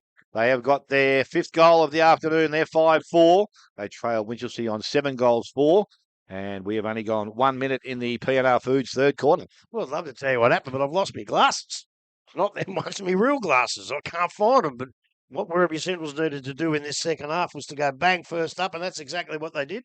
I didn't see what the free kick was for, but they got a nice one in there. Good play by Crennan and Blake Taylor, and then Houlihan, and that's the goal that they really needed to try and get back into this footy game.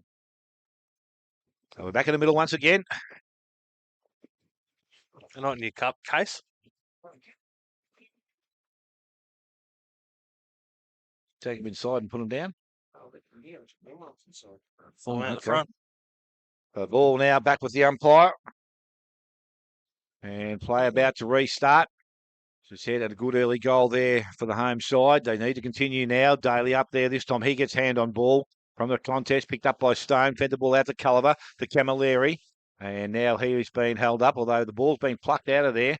And again, no one can get a real clean possession of it. Stone did so, was legged, ran out towards Daly. He couldn't maintain possession. Ball comes to ground once again, picked up by Williams. He's tackled, no prior opportunity.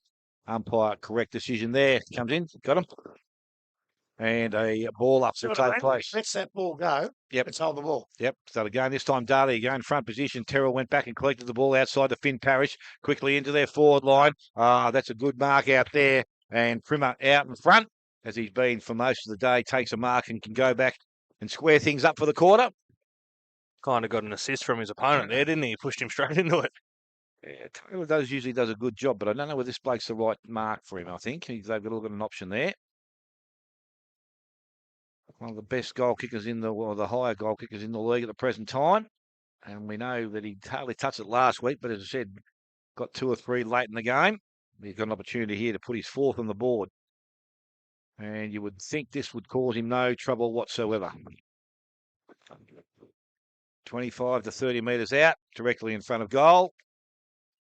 Primmer steps into the plate, kicks at the goal. Umpire again does not even move, straight over the head. And now the 8th for Winchelsea. They 8-4, Werribee on 5-4. P&R Foods third quarter. We have gone almost 3.5 minutes. Well, that's the sign of a good side, isn't it? You're playing a side who's undefeated, and all of a sudden they kick the first goal and think, here they come. What you got to do next is get the next goal, and that's exactly what they did. And I think you're right. Brodie Taylor probably hasn't quite got the off-the-mark pace to go with Cameron Primmer. But if I look around the Werribee Central side, I'm not sure there is anyone that can do that at this point. They've got, we had 3 backmen to come back. Like Max Ryan could do that job. Hopefully next week he's back. Up we go now. Terrell and Daly in the middle. Terrell gets their hands to it, straight down to Stone. Stone kicks forward towards McDonald. Unable to get the hands to it, but gets first to on the ground. Gets up now to Pattiage. Gets a handball out wider. Stone again. Running through Culliver. Just wrapped up quickly, though. Looks like he had we've got a clearance out from Winchelsea. So back to Stone. Stone's kick smothered. Goes around the outside and a handball now from Leonard. And we've got a lasso, so it must have gone off that handball straight out of bounds. So get the kick in now for Winchelsea. Going to come over the head of Walsh. So wrapped up now, hands out the back into the Werribee hands. Daly now with the handball over top. Could be cut off. No, it's not. Crennan with the hands. Puts it back inside. Just past Culliver there. So back out the far side. Parrish, Walsh, and Williams with a kick high up. Daly in the front position. Doesn't get the mark. It's wrapped up now over that far side. Ball not going anywhere, says the umpire. So he'll come in and he'll throw it up now. So Daly in the best position there, gets tapped down straight to the hands of Crennan. It's kick smothered, but it's coming inside. So inside now. Pull the hand with the handball out towards McDonald. McDonald gives another quick hands. And on the run quickly goes through there. Josh Stone gets the kick out, but just puts it a bit wide. So got a point there for Josh Stone. Takes Werribee to 5-5-35. Winchelsea 8-4-52. Like McDonald down behind play, is it? Comes back out this side now. Terrell the target over the top of him. So Finn Parrish going to be first one to run onto it. Gets the first kick up towards Bremen. Not a good kick. So he'll try and run on. Doesn't get the smother there, but it's coming back down now. So Walsh with the mark for Winchelsea. Just in the defensive side. So down the line's short down the line's going to be the call. Caleb Brown out here by himself. Had just enough space to be able to get work to that. So looks inside now and goes forward. So not really a great target there, but Bolch was the man he went for. So Bolch in hard for that one, trying to get under it. Murdoch now with the ball in hand, gets the kick out this far side, headed towards Taylor. But Brown able to get a hand to it first. So it's going to hit the ground and it will be wrapped up quickly, I believe. Yep, and we've got a whistle there and we'll have a throw in now. Pretty good job by Taylor then. I thought he might be outmarked, and he just got his body in the right spot. Just enough on it. So up we go. Terrell with a bit of a running jump, gets down at Brown. Brown to James, cracks a tackle and walks it straight out of bounds. But plenty of pressure there, so just ran himself out of room.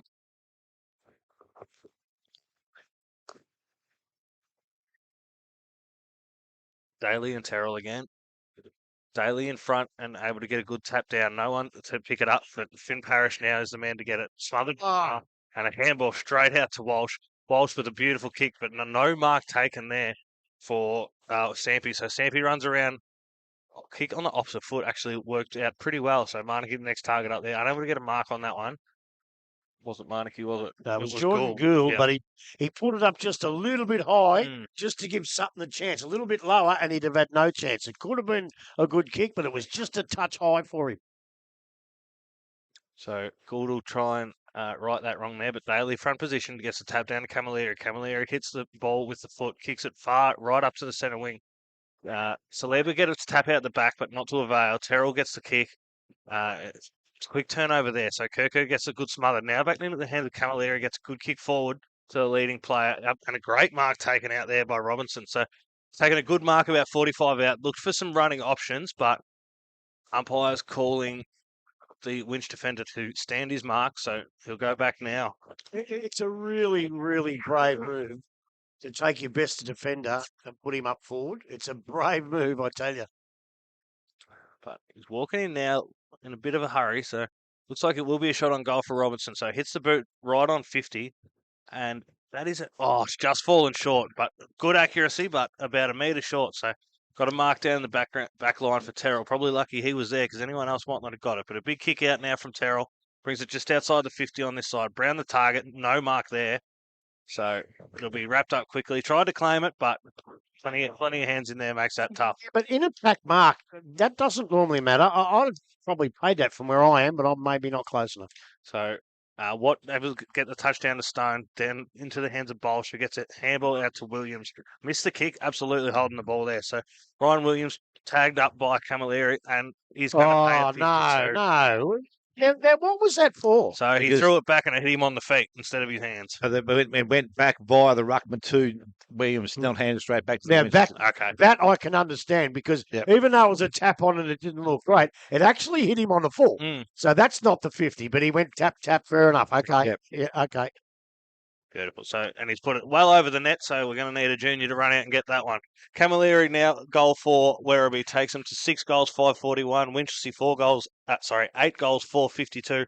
We're 9 minutes into the P&R Foods third quarter. Well, I'll tell you what, you want to get someone to get it pretty quick. Those bloody cricketers will knock it off over there.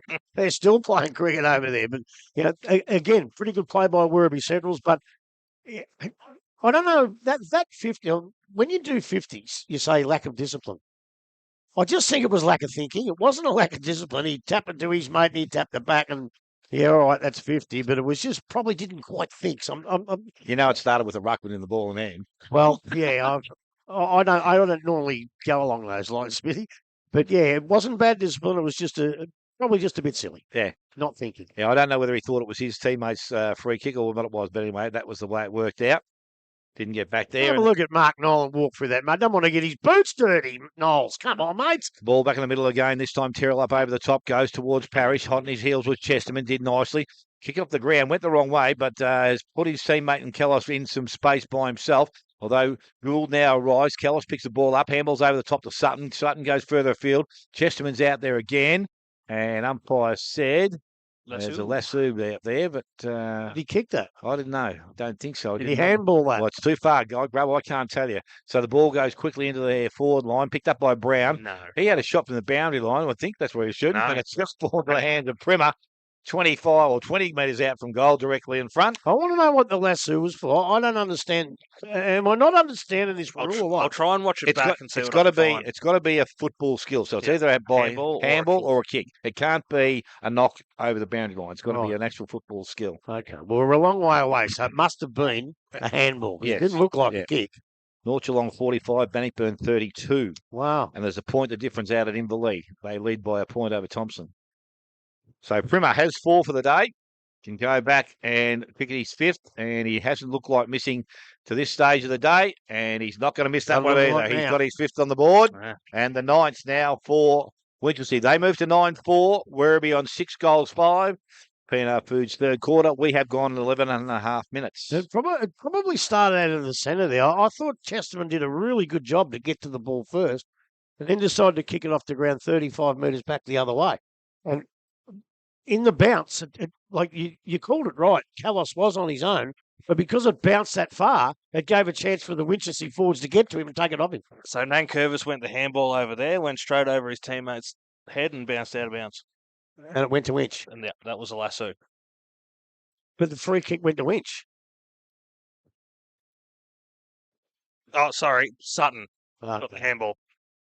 was going to say, you can't do that. So Culliver's got the ball now just outside the glue pot in the middle of the ground, and he goes long into their forward line. There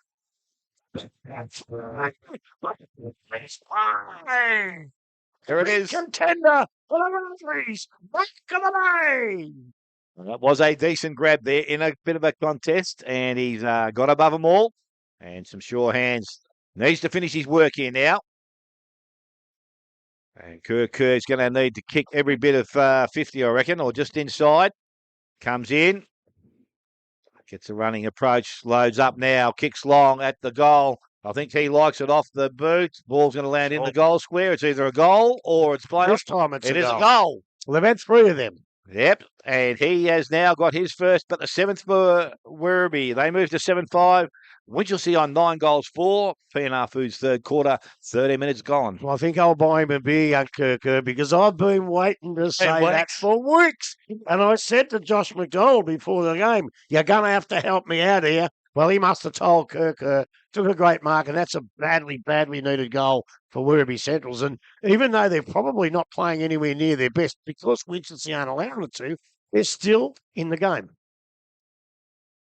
All right, back in the middle now with Watt and Terrell. Terrell first touched straight over the head of Brown. Culliver next in line, but unable to pick it up. Brown now gets the running forward, wrapped up well by Culliver. So holding the ball. I wouldn't have paid I that. don't see the prior opportunity there either. Not holding the ball for me, but umpire's decision. So Culliver now with the ball in hand. So he looks straight up the middle of the ground, heads towards, Houlihan, able to get the handball over the top of Stone. Gets next kick. So next kick in line, hits the danger zone. It's gone for the repeat, but he's going to have a free kick against him this time. So Need to get hand on ball in. Winchelsea wanted to play it on and take the advantage, but umpire says no, come on back. We're getting rain here soon. Yeah, he's going that high, we might. He's pulling the clouds down. Out we come now. So good front possession. Not able to take it. Sutton with a fist. Caleb Brown in front. Able to nearly put his head through his legs there. Got the football ball out. Parrish with the tackle. Chesterman next handball out. So now out with Walsh for Winchelsea. Looks towards Church but no, mark taken Taylor. there by Blake Taylor. So quick handball off to Culliver across but cut off in front of by Aaron Stone. So Stone just outside 50, quickly onto the boot. Looks out this far That's a side. great kick. He saw him moving. Great kick to the man. I keep calling the wrong one. That's Houlihan out this side. So That was a short pass, and I reckon he looked to kick the goal in. You ever looked at it? Yeah. good Yeah. decision. He is a very good kick. Mm. But, it's Safer. a team game. And I tell you, this bloke's played pretty well, actually, Houlihan. This isn't as good as I've seen him play. He's got 4 names, if you ask me. 4 names. 4 different. I've called him 5 different names, mate. But he'll come in, kicking about 30 metres out. Average angle about 30 degrees. So it's to bring us within 1 goal if you can put this one through. So in he comes now. Boot to ball, a great kick. That's a good kick. Dead straight over the umpire's hat as well. So it takes Werribee to 8 goals, 5.53. Winchelsea 9 goals, 4.58. We're 15 minutes into the PNR Foods third quarter. The thing I don't like is it looked to me like he just made some sort of a gesture to the Winchelsea coach's box. I Didn't see it. It wasn't a rude gesture or anything, but I think what you ought to do is concentrate on your football, especially at the moment where Werribee Centrals have lifted. And I think the whole context of the game, Smith, is Werribee Centrals have got to keep the ball this end because they're in a bit of trouble when they get to the other end, and they've got to keep it in this end to have a chance. But don't worry about that rubbish, mate. Just keep playing footy because you're playing as good a game as I've seen you play. We've gone from sunshine, 30 degrees Yeah. and beautiful, to nearly having to turn the lights on for a minute. I'll tell you what. It's getting a bit dark. Yeah. So we're back in the middle once again, and it's going to be the two ruckman this time. The ball comes out from Tyrrell Ball. He went back and collected again. Parrish. That was in. He gets a handball over. Isbister got the handball outside. Went to his teammate and Harvey. He got a ball out, but the umpire said, "Oh, he was being dumped." Said the You umpire. are got to be joking. And Got to be joking. the ball is going to go back to the middle of the ground, and it's going to be Noah Harvey that's going to be the recipient of the free kick. That's an actual proper tackle. So the ball wasn't a great handball there to Anakie. He might have got a free He kick also. should but have the got one. The ball should come out of that contest. It's still in that mud pot at the middle. It's going to be worked hard. They're going to have to move it out, and they've done so now. And that was through lane. A little kick off the ground. Got the ball moving. Kirker runs onto it. Back to Houlihan. Outside. Goes back to lane. Over the top. That's a better-looking kick and finds McDonald. Oh, he's got got a play on his own. Yeah, I know. He's going to kick the ball Too that far. far, I think. He's going to kick low and to the forward That'll line. do. And that's a good lead out there by That's- Robinson. And he has taken the right mark. He's 20 metres out. Probably wrong side for a left footer. That close to being 50 metres. Well, I reckon. think Robinson He had it fallen. didn't play it smart enough. No. Mm. Once he's taken the mark and copped the hit, he should have fell over. Yeah. And then he can get a 50. But as it turns out, there's no 50. Possibly could have been. But if he goes to ground, I think Mark Nolan pays 50 there. He mustn't have watched the Socceroos game this morning. Well, yeah. Didn't they dive? So Robinson comes in, kicks that goal. Missed it. And Ah, he wasn't excited by it. And it's through for a minor score. Closes things up just that little bit more. 8-6 now to the Werribee side. 9-4 Winchelsea. And the PNR Foods third quarter, we have gone 18 minutes. Anakie was in hand, I believe. So he's going to come out this side now. So clearing kick. Gould the target again. Fitz tripped over himself there. So Sutton, what's going on Watch here? Paddy Daly here. He's grabbing at the ankle. He's grabbing at the ankle. Yeah. He's missed all year from. He's not comfortable, that's for sure. Sutton just kicked straight into the man that wasn't on the mark. Not sure how that was allowed there. Anyway, pushed over the top by Gould. So now through Bolsh, handball out. Camilleri to the Oh, ball. let it go. Murdoch unable to pick it up, gets it through, and is then able to wrap up the Winchelsea player. Where's Paddy gone? He's gone back in. He's so back in the middle. Doesn't seem to be favouring it. he's kicking it out a bit. So able to get the tap forward there towards Crennan. Not well picked up. Carver able to clear it out. So now Isbister gets the kick forward. Finn Parrish the target. Got a Down the downfield ground play. free kick. Hurt his wrist a bit there too. So Finn Parrish will be the next one on. So just far side of the centre circle. Looks for his target. Caleb Brown, he says, go and get that. Puts it out in front of him. And look at Primo leading out. He's not a great kick though. So yeah, wrapped up quickly there. He's taken the ball on and he's come straight out with that one. So kick out for this far side from Crennan. So heads towards Kirko, but Anakie able to get in He's that. marked it. It's a great. great mark. A matter of fact, a great mark.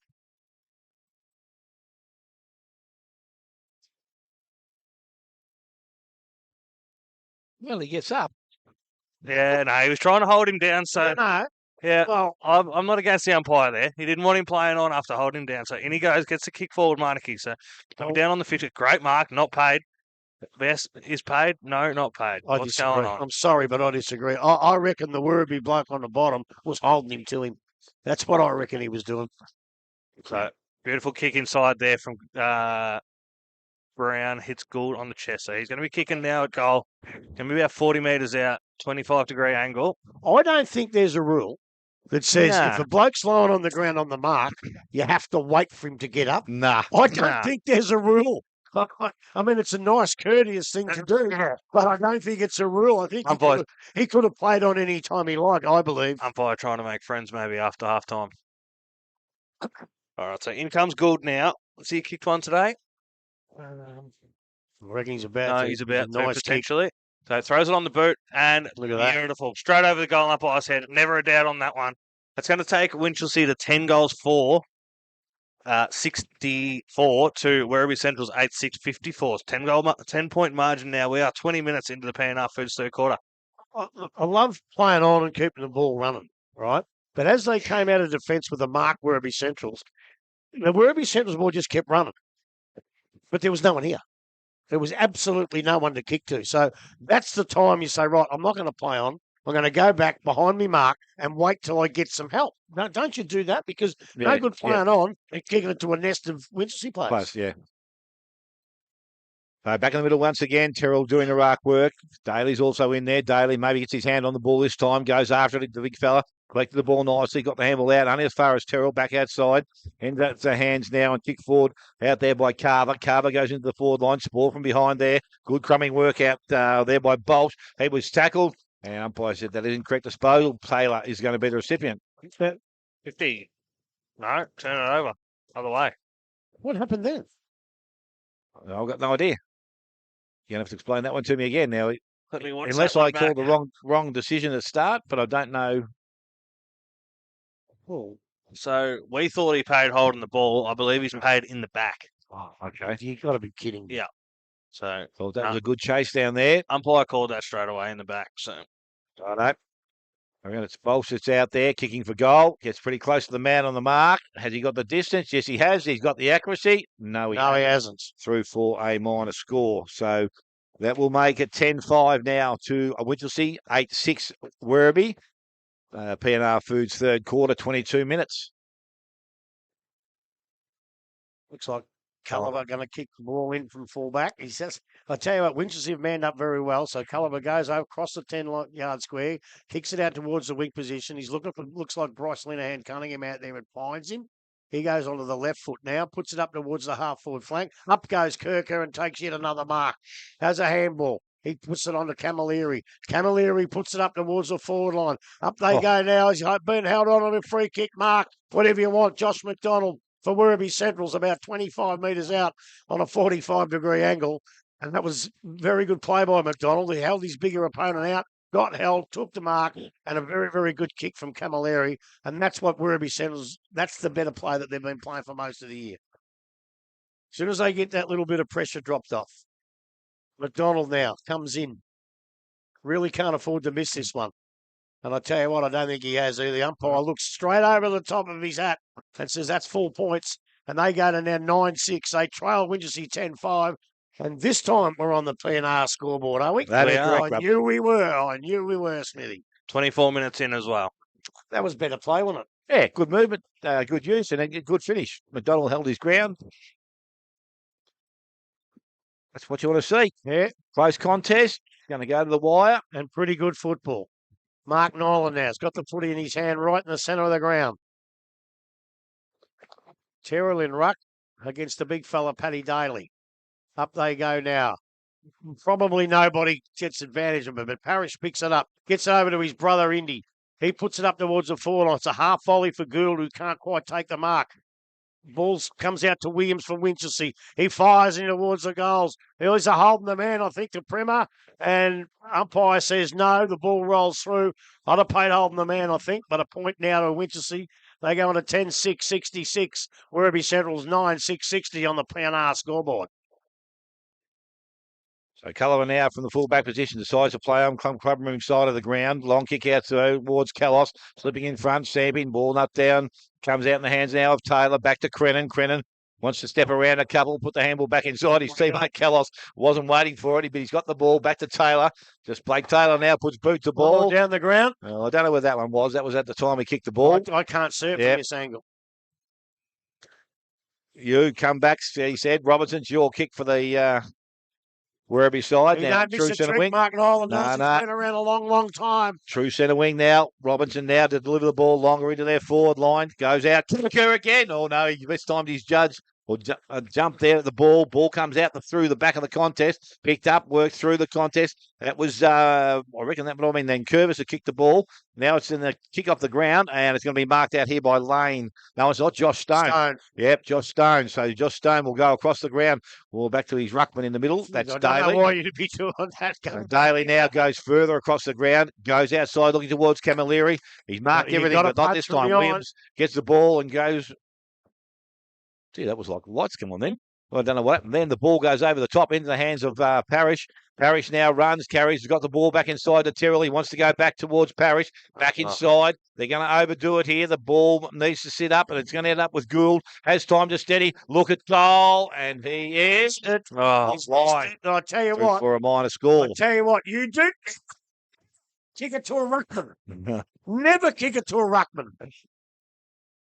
Cameron Primer didn't agree with the umpire's decision of a point there either. He was right on the top of the square. So, Culliver to bring it out now.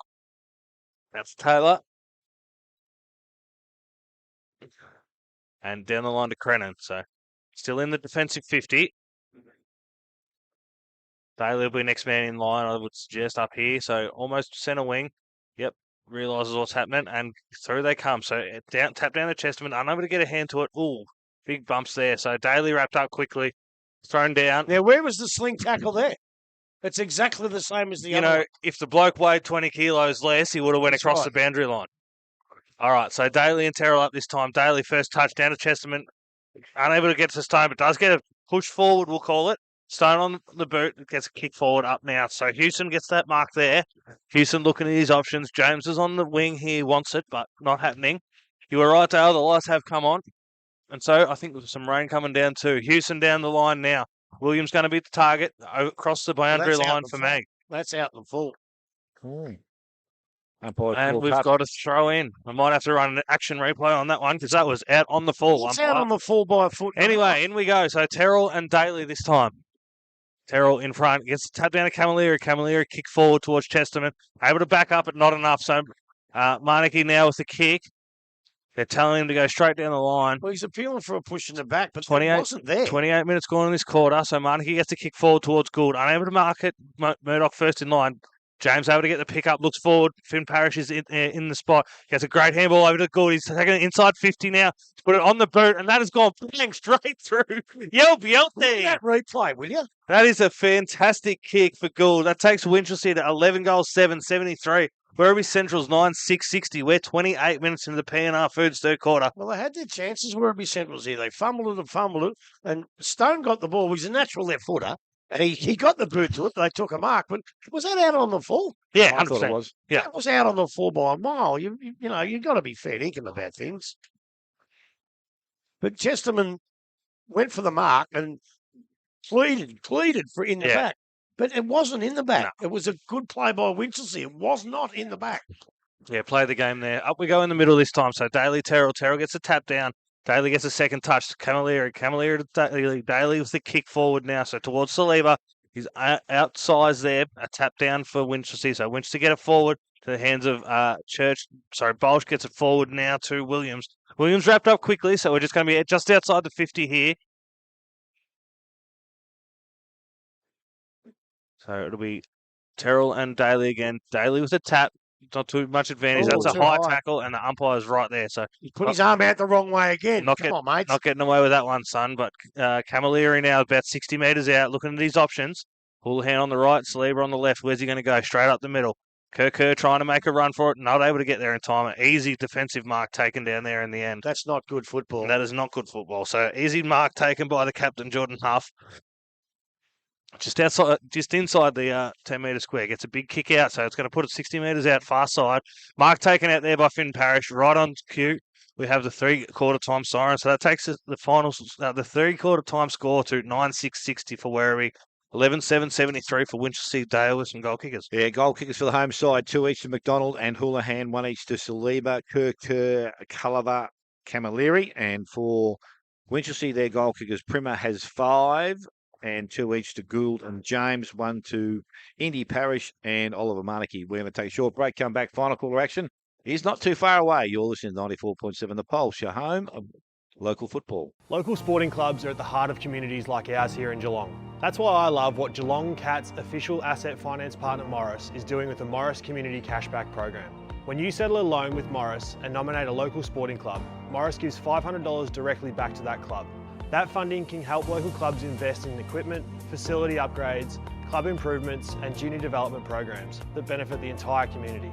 So if you're thinking about financing your next car, truck, trailer or even a boat or caravan, you'll be supporting your local sporting club at the same time. Because when local businesses support local communities, everybody wins. So this week, let's back the Cats and back our community with Morris Community Cashback.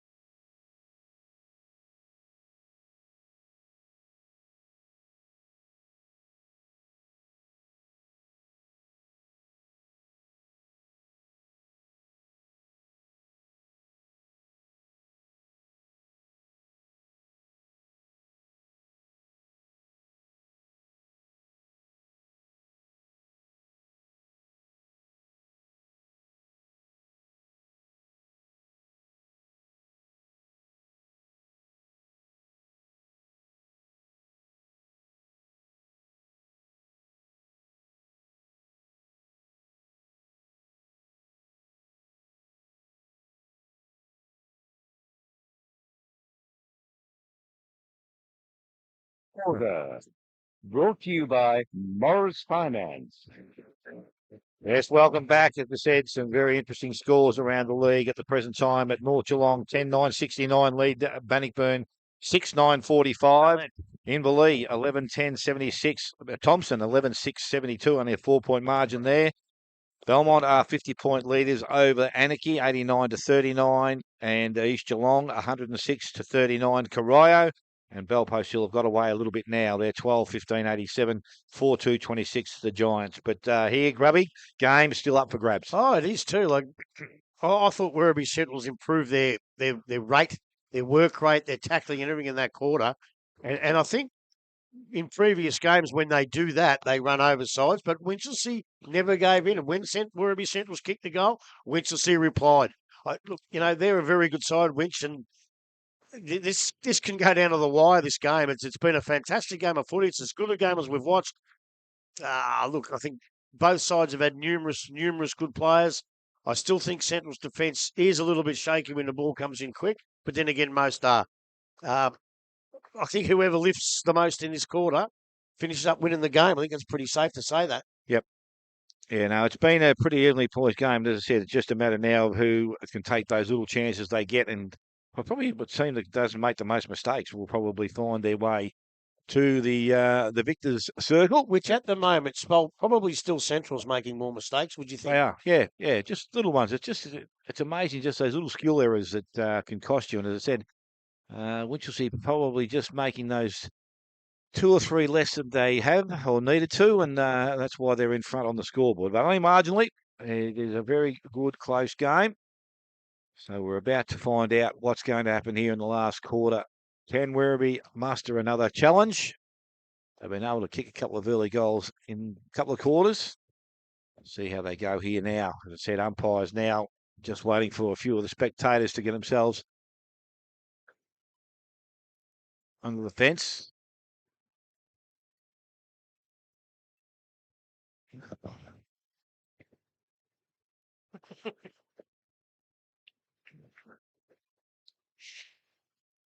Righto, play just about to start here. As I said, Bruckman are in the middle of the ground, Watt doing the work, and then up against Terrell. And he's about to jump at the ball. This time Terrell up over the top, brings the ball down. Williams, little kick towards centre wing, kicked off the ground there by Crennan. Back towards the centre half, back position for the Werribee side, but it's going to be Taylor that tried to force his way through. Got himself off from hands and knees, and umpire's going to say, let's give it back to me. We're going to have another ball up. Watt again doing the ruck work.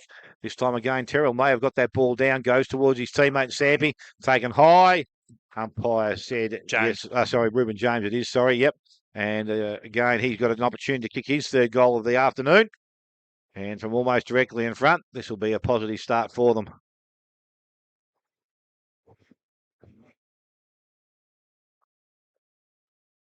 Pretty sure that Reuben James reckons he agrees with the line there, but anyway. He hasn't got much of a choice. I was going to say, he's not going to argue about it anyway. This is another one of my bugbears. I'll have to discuss it another night, one day. Another night, one day. Yeah, one day, when we got some little bit of time up our sleeves. Comes in now, kicks that goal. He's got the distance. No, he hasn't. Ball's going to be touched and pushed through for a minor score. So Reuben James 2-2 for the afternoon. Winchelsea now to 11 goals, 8. And 9-6 to the home side. Werribee, 1 minute gone in the Morris Finance final quarter with Culliver deciding to play on from the goal square. Takes one bounce, runs his distance now and kicks outside, almost towards centre wing. Ball out the back. It's going to be Winchelsea pick the ball up. They're going to bring the ball back towards centre back. Dangerous. McDonald intercepted. Took that nicely. Can go and play on now. Loads up. It wasn't a good kick off the boot.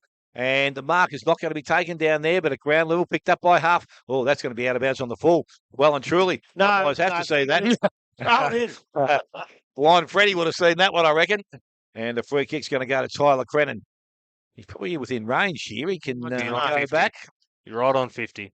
It's a hard kick for Tyler. He hasn't played a lot of footy. A couple of games back, and his little legs will be, I don't know, it'll be a big kick for him. Be burning, you reckon? Yeah.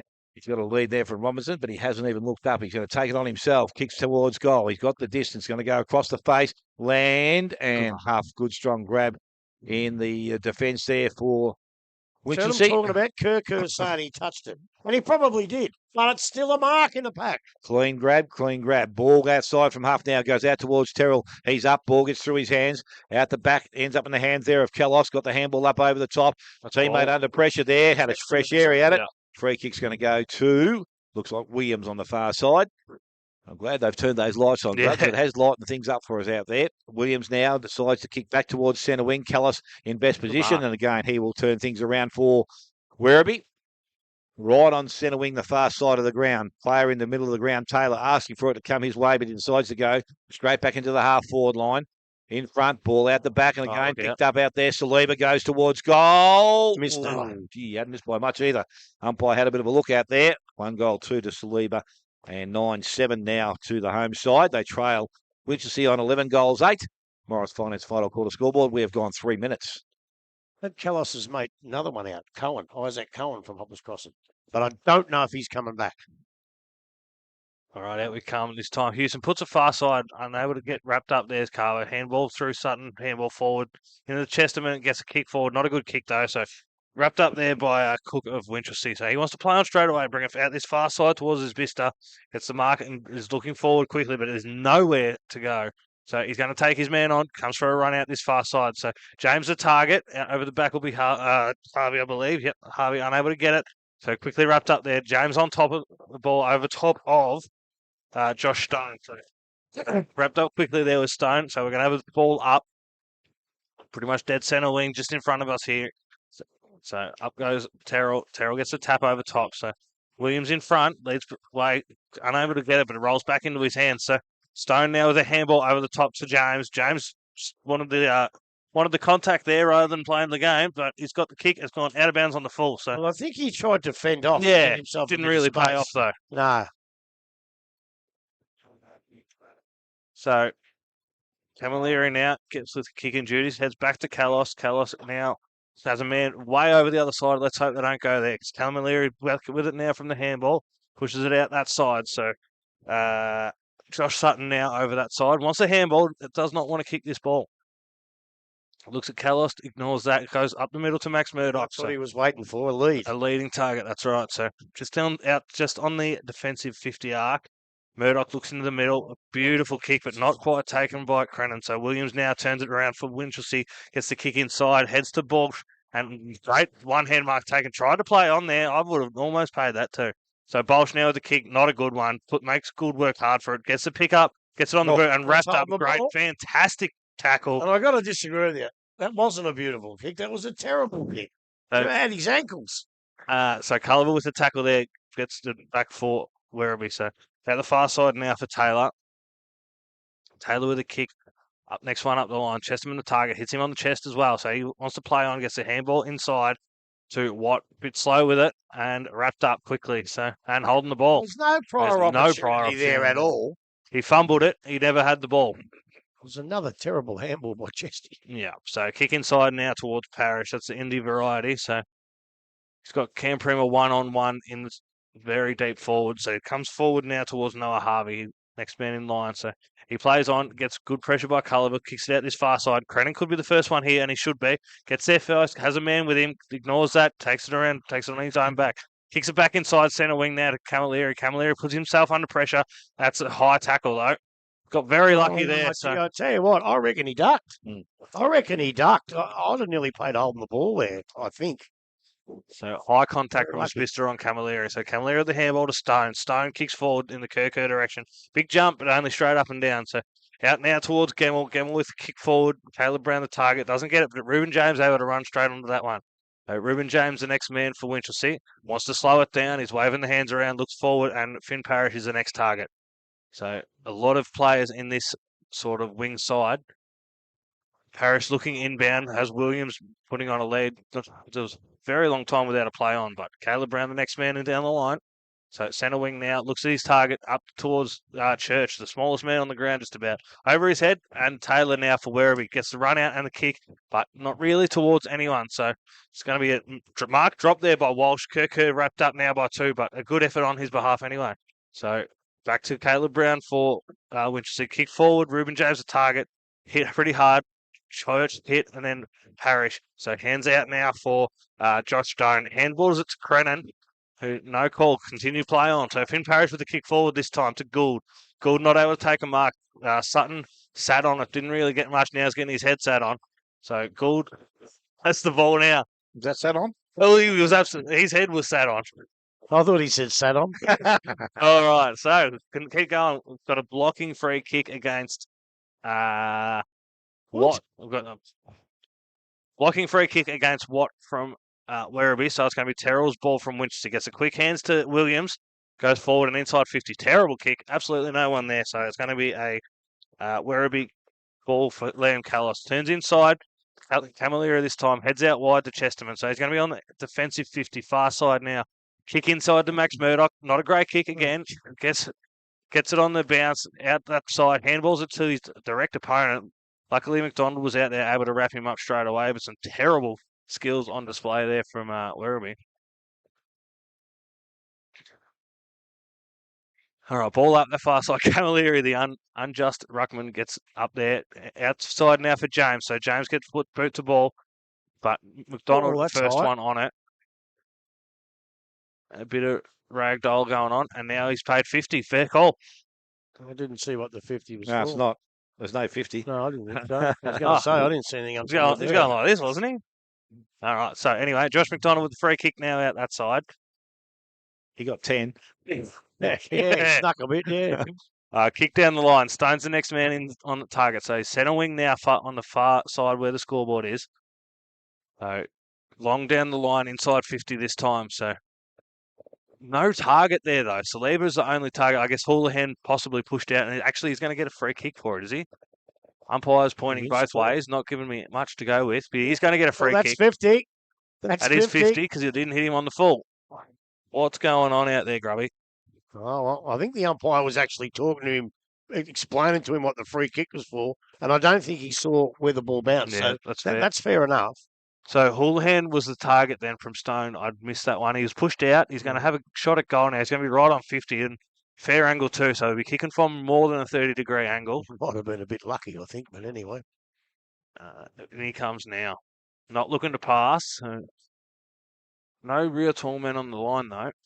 All right, runs out, gets his arc up, he's Tell got you what, the that's distance, right. he's got the Great accuracy kick. as well. That is an absolutely beautiful goal for Houlihan. So that takes Werribee to 10-7-67, Winchelsea 11-8-74. We're 10 minutes into the Morris Finance final quarter. Well, if we had been thinking correctly with our memories, we would have remembered the beautiful long goal he kicked in the first quarter, I think it was. So, he knew he had it in him. I don't know what the free kick was for. Caleb Brown went up and took the mark, and I think he might have been a little bit lucky. Was there a big push, was it? It wasn't a big push, but It's probably my fault, my eyes, because I don't see that well from that distance. But, gee, anyway. Ball back in the middle of the game. Ruckman go at it. Daly gets the ball down only as far as Williams. Try to feed it through the pack to Finn Parrish. Ball comes to Brown now in the hands of Indy Parrish. Kick smothered off the boot. Outside it comes. Into the hands now of Stampy. Out the back door. Back to Parrish. Parrish goes to Terrell. Terrell out the back to Brown. On boots. Gets boot the ball. And kicks into the half line. Pushed him in the middle of the back. There's a free kick going to go down the field, I think. It's going to be It's turned going around. back to Werribee by the looks of it. He tackled him as he kicked the ball. He must have done something to him on the ground. Went back at him when he was on the ground. So Houlihan's going to be rewarded discipline. with, exactly as I said. They're the things that are going to cost you games of footy, whether it's now or in a final. So got to stamp that out. Ball now with Houlihan. He's looking to drive the ball now down the line. Williams going back with the It's a free kick every day of the week. It's a free kick every day of the week. Very silly. He's gone up early, pushed about 11 blokes in the back. You just got to bide your time. So one of them had to get the free kick, you ready, Grub? No. So they bring the ball from Gemmell now, goes back towards the centre wing. Brown's out there, had one grab at it. Ball, Kalos did nicely. Brings ball to ground. Walsh is there, got his head over the ball. He can't pick it up cleanly. Umpire has moved in very quickly now and will take possession of it. Kirko might have been looking for another Routley's voucher, Grub. Yeah, well, he's already got one, so take one and go home. So Daly this time gets the ball out. Crennan was on the run, but it went to the hands of Williams. Williams turns, spins, goes back. In best position, Gould didn't take the mark. Nicely done there by Sutton. Taps the ball further afield. Kicked off the ground. Sampy in danger, said the umpire, was it? I think so. Free kick will go back, and it's going to go to Taylor. Did he dive over it? I'm not too sure. There's a couple of 50-50s. So Taylor now, the recipient of the free kick. Murdoch cruises by, ignored. So Blake Tyler decides to go a little bit longer now. He wants to go to Kirker again. He's up. Ball gets out the back. Again, Gemmell goes after the ball. He had to trap it and keep it underneath him because if it's gone forward, wherever he had the runners forward, but it's picked up out there by Josh Stone. He's tackle brought to ground. Umpire is in and will ball it up. 12.5 minutes into this last quarter. 7-point lead to Winchelsea. Ball is thrown up. Daly out the back. Did that very nicely. Kerr picks the ball up outside to Camilleri. I think he stepped over the boundary line. Umpire said agree. And a ball in will take place. Bannockburn back to 5 points behind North Geelong. And Thompson 1 point up on Inval. Wow. Some fantastic results. Fantastic game going around in the GDFNL today. So we're just waiting now for the umpire to throw the ball back in. Terrell's going up. Again, Houlihan. So, again, I think he might have got the ball down there. Ball picked up by Camilleri. No, it wasn't. It was Culliver, I should say. He put the ball into their forward line, but playing in front. Mark has been taken out there. Could be Gemmell once again. So he's going to come back clubroom side by the way he's looking. He does so, comes out long. Williams is there, but cruising across the front, Caleb Brown, and has taken the mark. So Brown has got some options down the ground. He's going to go towards Terrell, but also his teammate out there in Primmer. He's up in front, didn't take the mark into the hands of Sutton. Handballs over the top, only as far as Parrish. Got through the contest, handballs to Sampy, back to Indy Parrish, lost it, back to Murdoch. He's tackled, brought to ground, and we will have a ball up. They were lucky in they the stopped centre that. wing position. They were lucky they stopped that Werribee Central. So away, Winch. Up we go again. Terrell able to get to the front position. Not a great tap out towards Culliver. Pass to him into the hands of Crown. A beaming kick into the forward 50. Not great though. Cut off there by Winchelsea. So ball hits the deck though. Out in front of McDonald now. Gets a handball. He wants to do something quick with it. Gets a kick forward and a bounce over the top. The kick through. And Josh is very happy with himself as well. That's going to take him to 11-7-73. To Winchelsea 11-8-74. We got 1 point in the game. We are 14 minutes now into the Morris Finance final quarters. Well, I don't know if you can actually do that on purpose because it was a kick under pressure and the Winchelsea defender did everything he possibly could. And what's it do? Bounce over his bloody head. Shape of the ball, grab Yeah, shape it's of the just ball. one of those things. You can't blame the defender for that. He did everything right and the ball just popped up over his head. So it's bad luck for him. Up we go back in the middle. So Daly and Terrell. Daly gets a tap to Camilleri. He gets it out, but not able to get a handball from it. He pushed out of the way. Chesterman comes through from the wing. Wrapped up quickly. No clear disposal, but probably no prior. But there's a bit of passion going around the ground now. So we'll have a throw up. Crowd getting involved. Yep, plenty of noise happening. Daly front position. 2-hand tap out this time for Crennan. Not able to get to it. Pull a hand there as well. Wrapped up quickly by 3. Daly and Crennan have got a good understanding, Rob. There's been some beautiful taps. So up we go again. Terrell with a tap this time. Down to Culliver though. Out to Crennan. Crennan with the left boot. Just not quite over the top. So intercepted there by Parrish times 2. Didn't quite get to Camilleri. Was that a football act? No. No. Okay. Touch. I'm just being Knock. smart, Ellie, Yeah, but I mate. still reckon the rules should be chucked out. It's just too hard. All right. Umpire with ball in hand. And in we come. So Daly at the back position this time. Pushes Terrell out of it. Probably a free kick, but overrun there by Crennan. Out now to Carver. Carver with a handball out to James. James unable to pick it up cleanly, so he's going to be wrapped up as well. But right back in the middle of the ground now. If you dive forward like that, most times umpires go, no, you're not stooging me. Up we go. Evelyn tap out. Daly gets the second attempt. Down to Culliver. Culliver with boot to ball. Down towards Kerr. Does a spin and a pirouette and an upside down. We've got a downfield paid here. They're taking it out on Culliver, but confusing because he Won't be kicked the ball. downfield. I think the ball's got to come back to Winch. Yeah, so it looks like Harvey. Oh, Noel's put his hand in his pocket here. He has. It's like Harvey was hit late. I'm just not sure who by. Yeah, but it was the Werribee Centrals bloke that kicked it. And Culliver's been sent off. He kicked the ball. Let me do some I'll have an investigate. Someone take over.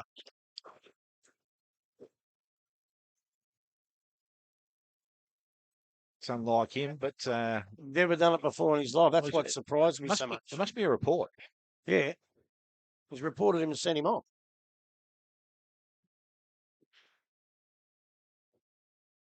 And by the looks of that, I think both umpires have got him.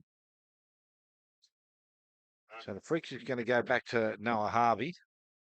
My guess is he's thumped Culliver after it, and Culliver's giving him one back. Okay. Yeah, nothing on the replay, unfortunately, but yeah, Culliver was the one to kick it. So the ball now in the hands of Harvey. He comes out wide. Brown's up over the top. Got through to Camilleri on hands and knees. Tried to force it through the contest. Went back towards Brown. Fed the ball out into the hands now. And it's kicked forward by Bolt. Goes towards Primmer. In best position. And he has taken the mark. So Primmer, a good set of hands. We said 5 straight for the afternoon. And well within range here. Well, I tell you what, if Culliver did do anything, which I severely doubt, then that's bad discipline from your captain because Werribee Central's had the ball in the forward line and now Primmer's going to kick his 5th or 6th. So, yep. You know, you can't have that from the captain. But as I say, I'd like to really see what happened because I've never seen him do it his whole career. Unfortunately, nothing on camera, so have to take the umpire's words for that one. Is that 15 minutes in the bin? 10, 15? 15. But can be replaced. Yeah. Okay. Pretty much the game, though, the way things have been going. So, Primmer has got 5 and lining up from 6, 15, 20 metres out from goal. Straight through the middle, he says again. And that is 12 goals, 8 now to Winchelsea, 11-7 to Werribee. Morris Finance final quarter scoreboard, 18 and a half minutes gone. Well, they've turned it over themselves, haven't they, Werribee Centrals? You know, they've had a few go against them like that today, but as I say, I'm going to investigate that because that kid is one of the nicest kids who've never done anything you've ever seen in your life. So we'll find out what happened, I think. But it could well cost them the game. That's the problem. It has to have been a to and fro because Culliver kicked it. So someone pushed him, he pushed back, I assume. Daly, Terrell tapped out. Camilleri with a clearing kick. So headed forward, pushed under, it was Saliba. Do we have a free kick paid? We should. No, what he's done, he hasn't paid the free kick and then he's paid the mark even though he dropped it. So work that one out yourself. This is getting beyond a joke, I think. So coming out this side now, Gould the target. 3 deep, 4 deep, no mark taken. So Chesterman with ball in hand, wrapped up quickly by Gould. High tackle paid. Yes, high tackle paid. So Chesterman free kick. But take your time. And kick it like that. Out in front of Kerr, so it makes him work very hard to run onto it and can't run onto it. It was not a great kick there. Makes a poor disposal. They'll have a ball in about 35, 40 metres around from the goals. So in she comes now. Daly and Houlihan in the ruck. Don't know about that one either. So McDonald first in the run. Unable to get hands to it. So we'll have another throw in now.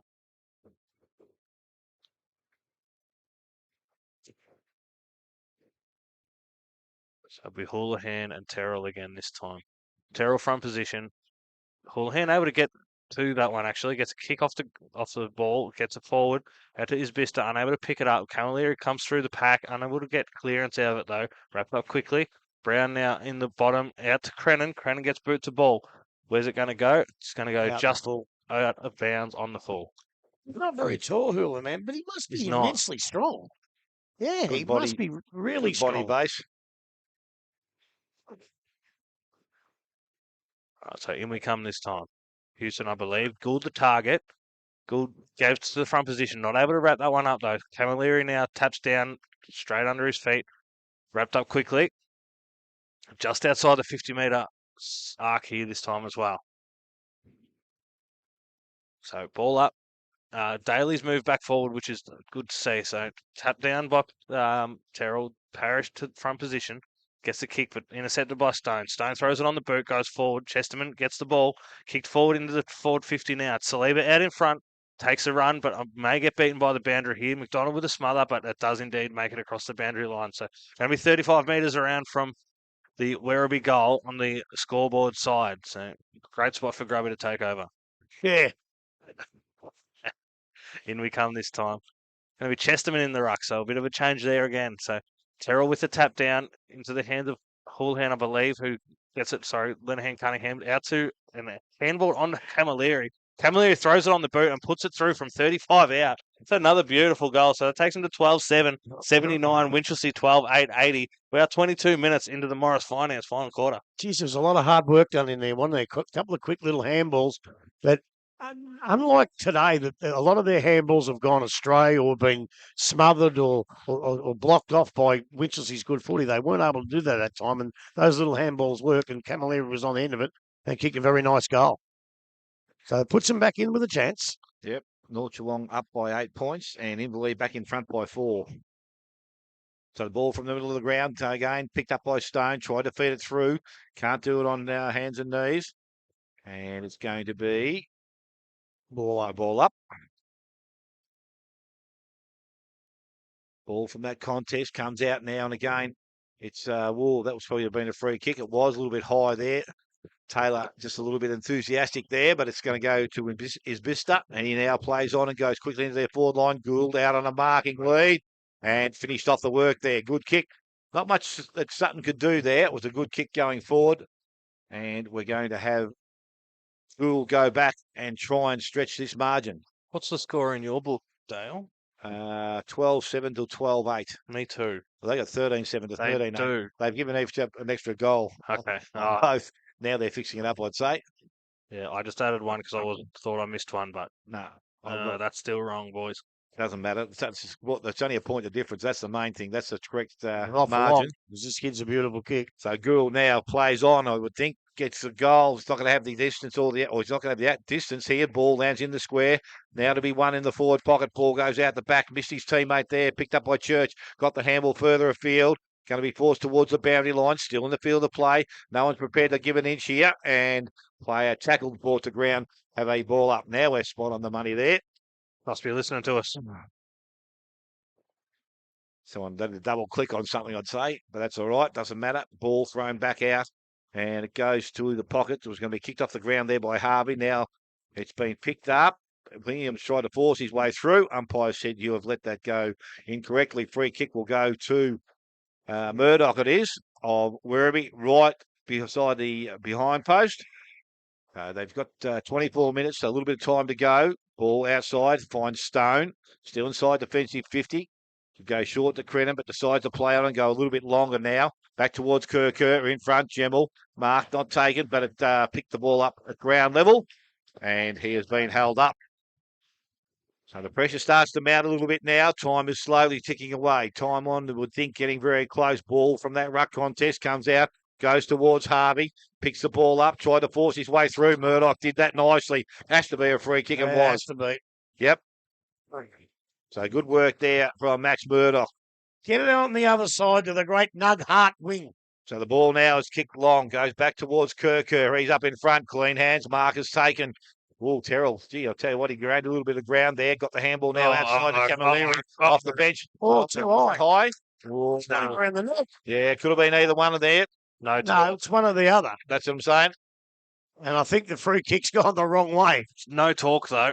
But he's got him on the shoulder. That's a free kick. And again, there's no player coming off the bench. It's a little bit hard to pick that one up sometimes.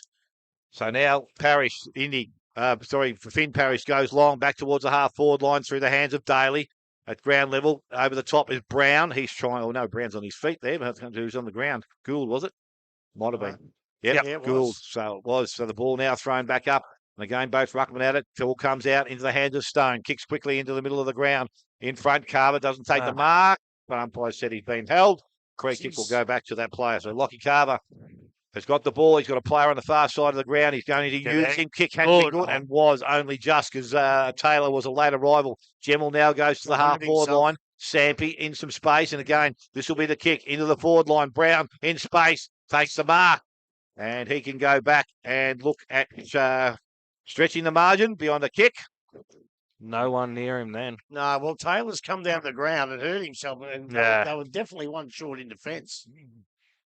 So Caleb Brown with a very important kick here. Still, if Taylor gets to that ball Oh, It and goes the they other get way. a goal, it Yeah. puts him in front. So he did what he had to do. He just missed by an inch, and Winchelsea make him pay the price. That's about all it was too, I reckon.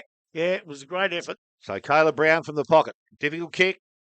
40 metres. Lines up. Kicks that goal. It's pushed across the face and through for a minor score. So he has two behinds for the day. 12-9 now to Winchelsea. 12-7 to Werribee. And Tyler Crennan looks like he's going to be kicking the ball in from full back. Crennan kicks the ball out now. He looks over towards Stone, who's lifted his game. Big left foot kick up towards the Nug Hart wing. Over it goes. No one can take the mark. That's not a mark. Yes, it is a mark. He's paid it. Not quite sure whether there was hands on that early in the pack, but anyway, good mark.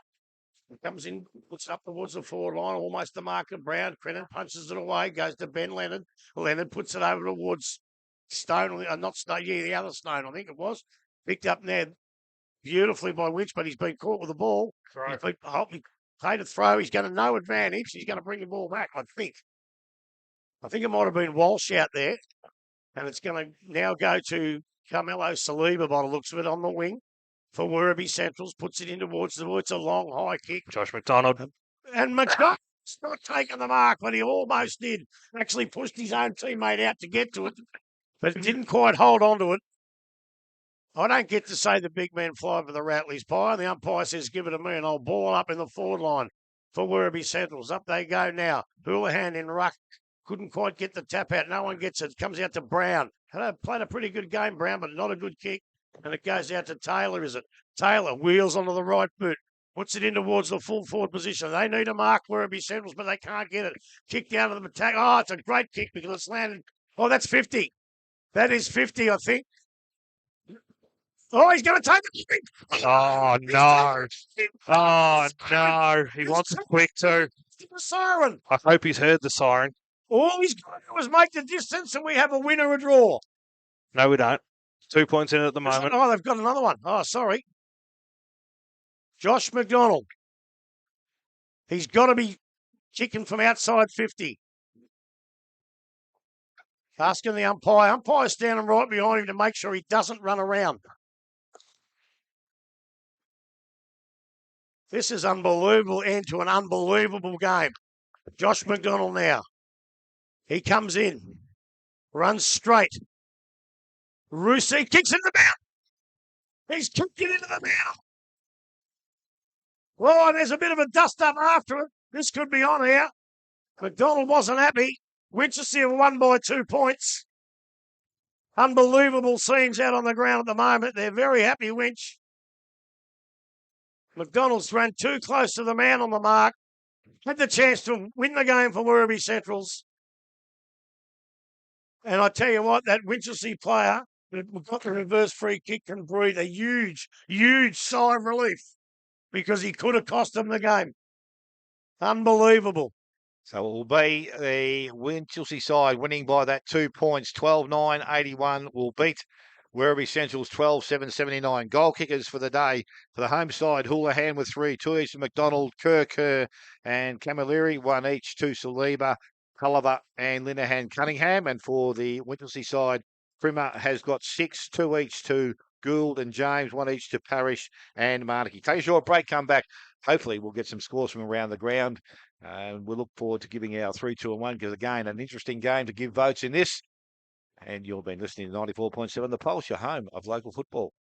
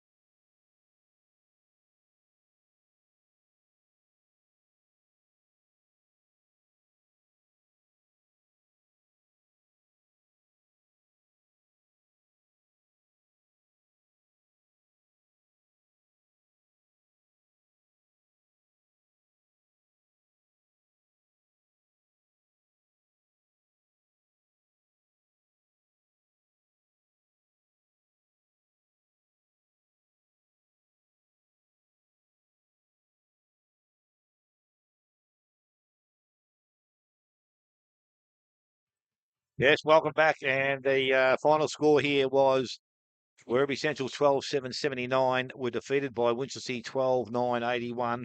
And if we look around the grounds, I'm just trying to get that back up. I think North Geelong had Bannockburn by 10 points. Not sure whether that game's over. Inval have got themselves in front now, 104-89. Belmont Lions have run away. They're 125 to Anakie 52. East Geelong also 146, Corio 45. And Belpost Hill 132 lead the Giants 35. So both those games have got away. So a couple of games that were hanging close, Inval have got themselves a win.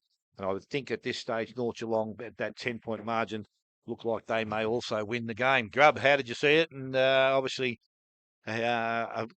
when 1 and 2 are playing, this is the sort of game you want to come and see and Well, watch. exactly. That's why we came here. A lot of people tell me, "Oh, you go to Werribee because you live in Werribee." Well, to be quite honest, I don't like doing Werribee games because you tend to watch the footy more than watch it to commentate on. But look, it was a very good game. I honestly think, even though it's only 2 points, I honestly think on the day, if it was like a boxing match and you had to judge it on who played the best, I think Winchelsea played the better football for probably the longer of the whole game. Like there were patches where Werribee Centrals played really good footy, but I just think for consistent football for 4 quarters, I think Winch just took the honours, and it reflected it on the scoreboard by the fact that they won by the 2 points. Joshy McDonald had the chance to win the game for him. It didn't eventuate. As I said in the call, I'm glad for that kid that pushed him and reversed the kick, because I tell you what, they would have made him walk home to Winchelsea, and that's a bloody long walk, I can tell you.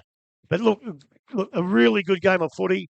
It had everything. It had some high marks. It had some great tackling, some beautiful goals. It even had a bit of nastiness in it at times, which football is football, but they all settled down and played football. We asked for that at half time, and that's exactly what we got. 2 sides going in hard for the ball. Look, I enjoyed the game. Don't enjoy the result, obviously, because of where I come from, but I really enjoyed the game. You try and pick games where you want to see some good footy. We did that today. It was a really good contest. And Winchelsea, I don't know how they're going to go later on. And I don't like to make excuses. They got North Geelong last week with 7 out, and they got Werribee Centrals with 7 out today. Werribee Centrals may go to Bannockburn next week with 9 out. There's 2 more going away. And the captain's Maybe been 10. reported, so they could be 10 out next week. So, but again, if that's going to happen to you, it's all right. It's probably best to happen when you've 11-0 or now 11-1. Yeah. And you've got players to come back for the finals. But that's not taking anything away from which they were fantastic today. They were fantastic last week. And I can tell you, they are the real deal. Yeah, they've got a good blend, I reckon. They've got some taller players, but with that, they do cover the ground pretty well. So that's what they've been able to put back into their side this year. And as I said, their defence was holding up okay. Yep. And I think that's probably one of the important things. There were some good performances out there. As I said, like Houlihan, you spoke about him earlier, Grub was probably one of the better games you've seen him play here. Yeah. He had to do a little bit of ruck work. He's not a jumper. We obviously know that, but he does use his body and strength pretty well. Yeah. So, as I said, they've got a lot of players to come back into the side. So it's obviously going to be good for them when they can get them all back. And obviously, a couple of weeks before finals would be ideal because they give them a bit of a run in and get a bit more of a feel for the game. Oh, there'll be plenty of that. The 5 that are away, they'll be back in, say, 3 weeks. What are we, round 12? 12, So they'll get their 3 or 4 games. Yep.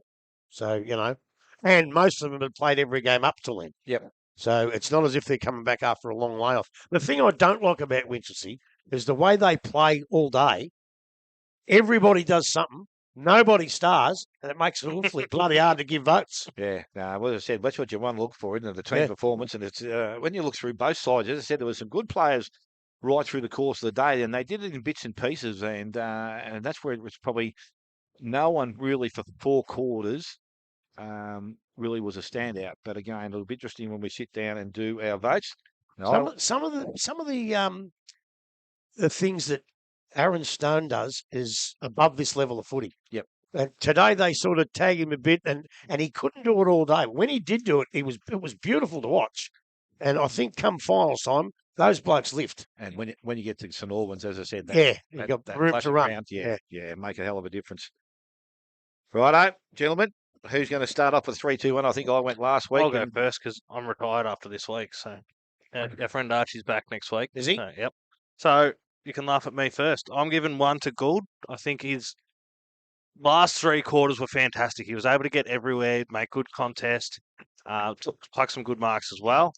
2 is Terrell. I think he probably won 90% of the ruck today. He had a great day. He was around the ground. He was fit. He was jumping well.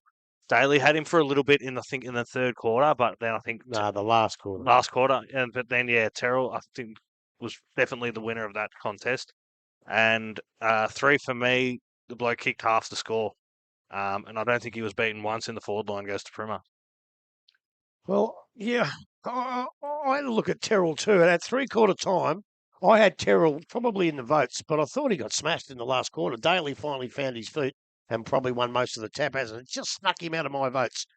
I went 1 vote to Houlihan. I thought he was really good. As you said, he took all the ruck work in the forward line. You've got Robinson down there for a while, Linehan, Cunningham, blokes that are 6'3" and plus. And he did the rucks. And at first I thought, gee, I don't like that. But his immense strength was able to use his body and push Terrell and those blokes out. And I thought he played well. He kicked a couple of goals. He done a lot of hard work under the packs, and I thought he was pretty good. I gave 2 votes to Caleb Brown. I thought he was terrific. He took a lot of marks, but a lot of his work today for a big bloke was in the packs, getting the ball out, picking it up, and handballing to advantage. A lot of blokes pick the ball up and handball it anywhere. And I think Werribee Centrals did that a little bit today. But Brown handball out to advantage every time. And I reckon he was the instigator of a couple of, I won't say goals, but forward moves. And I like that game. And I'm going to agree with you. 5 goals in a game where, how many you kick? 6? 6, yeah. 6 goals in a game when you kick 12. You take 2 of those, you take 1 of those off and they don't win. So for me, Cameron Primer, he can't play 4 quarters because of the position that he's in. So he's got to wait till the ball comes down there, and he did that nicely. And he won most occasions. He kicked 6. There was a couple of times where he caused that much pain to the defence that other blokes were able to kick goals, and I thought he was my best. Righto, I gave 1 vote to Tate Camilleri. Started the game very, very well. Had a quiet second quarter, but his second half again got himself involved in the game. It was pretty important to where they got themselves. I think the Werribee side. I gave 2 votes to Cameron Primer. Don't often give forwards luxury because I think that you give Francesi Fulton none for 7 goals. Yeah, but he didn't play on anybody, and I suppose today, as I said, Primer was just there. And again, I suppose when you got a bloke you can get the ball to, he's very reliable. And I gave my 3 votes to Terrell. I just thought his ruck work, especially early when the game was up there to be won, it was exceptional. And he jumped over the top of Daly, which was no mean feat. Then Matty Watt came in and had a go at him as well. So to bat them out against each other, I thought that was pretty good. So that was my 3 votes. But obviously now Cameron Primer is going to be the recipient. Thank God for that. You can't have a bloke. You can't send a bloke to the Hotham Hotel who got murdered in the last quarter when it counts. And we're going to give the 3 votes or the award this week to Cameron Primer for his 6 goals. 6 goals straight in a score of 12 goals, 9. So that is where we're at this afternoon. Grubby, I know you've got some sponsors that you want to thank, and hopefully if I can get the app up again, I'll try and get some final scores from around the ground. All right, here I go. Buckley's, thank you very much. The Buckley's Entertainment Centre. Elders, IXL, you can't beat them. P&R Foods, how good are they? And Morris Finance, they're the ones to go to. Rattley's, Mark of the Day, and we had a beauty today. Kempy Engineering, Read the Play, Play of the Day. The Hotham Hotel, the Goal of the Day by Connectel. The Beersdorf Tapes and Bandages, Red Onion, Promoted Clothing, Frame Line, Printing and Framing, Raiders Bingo, Oswald Plumbing and Civil, Athlete's Foot, Macomb Nafeen, Sirocco Travel and Cruise. Where did we go last week? Namibia. I don't know where we're going this week. The Pulse, thank you very much. The Yards Hotel, you can't beat them out in the West. The Club Warehouse and Victory Trophies. And you think I forgot one? You definitely have. No, I haven't this week. Thank you. There you go. Thank you to all of them. And I can give you some final scores now. Have a listen to this. North Geelong 12-13-85 have beaten Bannockburn 10-14-74. Inval 15-14, 104. Beat Thompson 15-12, 102. Wow. They've got home. They were 15 points clear, but they've been able to work them way back. Belmont run out winners 138 to Anakie 52. East Geelong 152, 100-point winners over Corio 51. And Belpost Hill 132 and Geelong West Giants 35. Gentlemen, next week we have round 13 upon us, and again some very good games out there. Thompson are at home to North Geelong. will be, on today's performance. You'd think Could be a good Thompson might, game, yeah, it could be an interesting game. Belmont Lions are at home to Winchelsea. Again, a very good game to go and have a look at. Anakie and Belpost Hill are playing out at Footwat Flats. Corio are at home, and I think that's past Players' Day out there. They take on Inval. And Bannockburn take on the Werribee Central side, which will travel down with the Battle of the Highway, I think they call it, next week. Yeah. And- King of the highway. Yep, King of the Highway. And then the Giants are at home and they take on East Geelong. So I believe past Players' Day. Yeah, past Players' Day at Corio. We've been asked to go there. I tell you what, I hope that idiot Ray Robinson is not there because he is the biggest pest in local football. And if he's there, I'm going to dong him. That's where we're going. Righto. Well, next week our match day live will come from the Corio Football Ground, and they are taking on Inval. A celebration out there for the past Players' Day, and it's made things very interesting, as I said. Now with the way things have set themselves up, the season is coming towards a close, and it's going to be very interesting to see what happens. We hope you've enjoyed the call here this afternoon. As I said, we had to have the lights turned on about 3/4 time, which made a hell of a difference to being able to see the game here. All right. No, we haven't had any rain, and the sunshine probably not quite as warm as Grubby said at 30, but we weren't too far away. We'll take that every day of the week if we can get it. So again, we hope you enjoy the listening here this afternoon. Hope you're back with us next Saturday afternoon from the Corio Football Club. You've been listening to 94.7 The Pulse, your home of local football.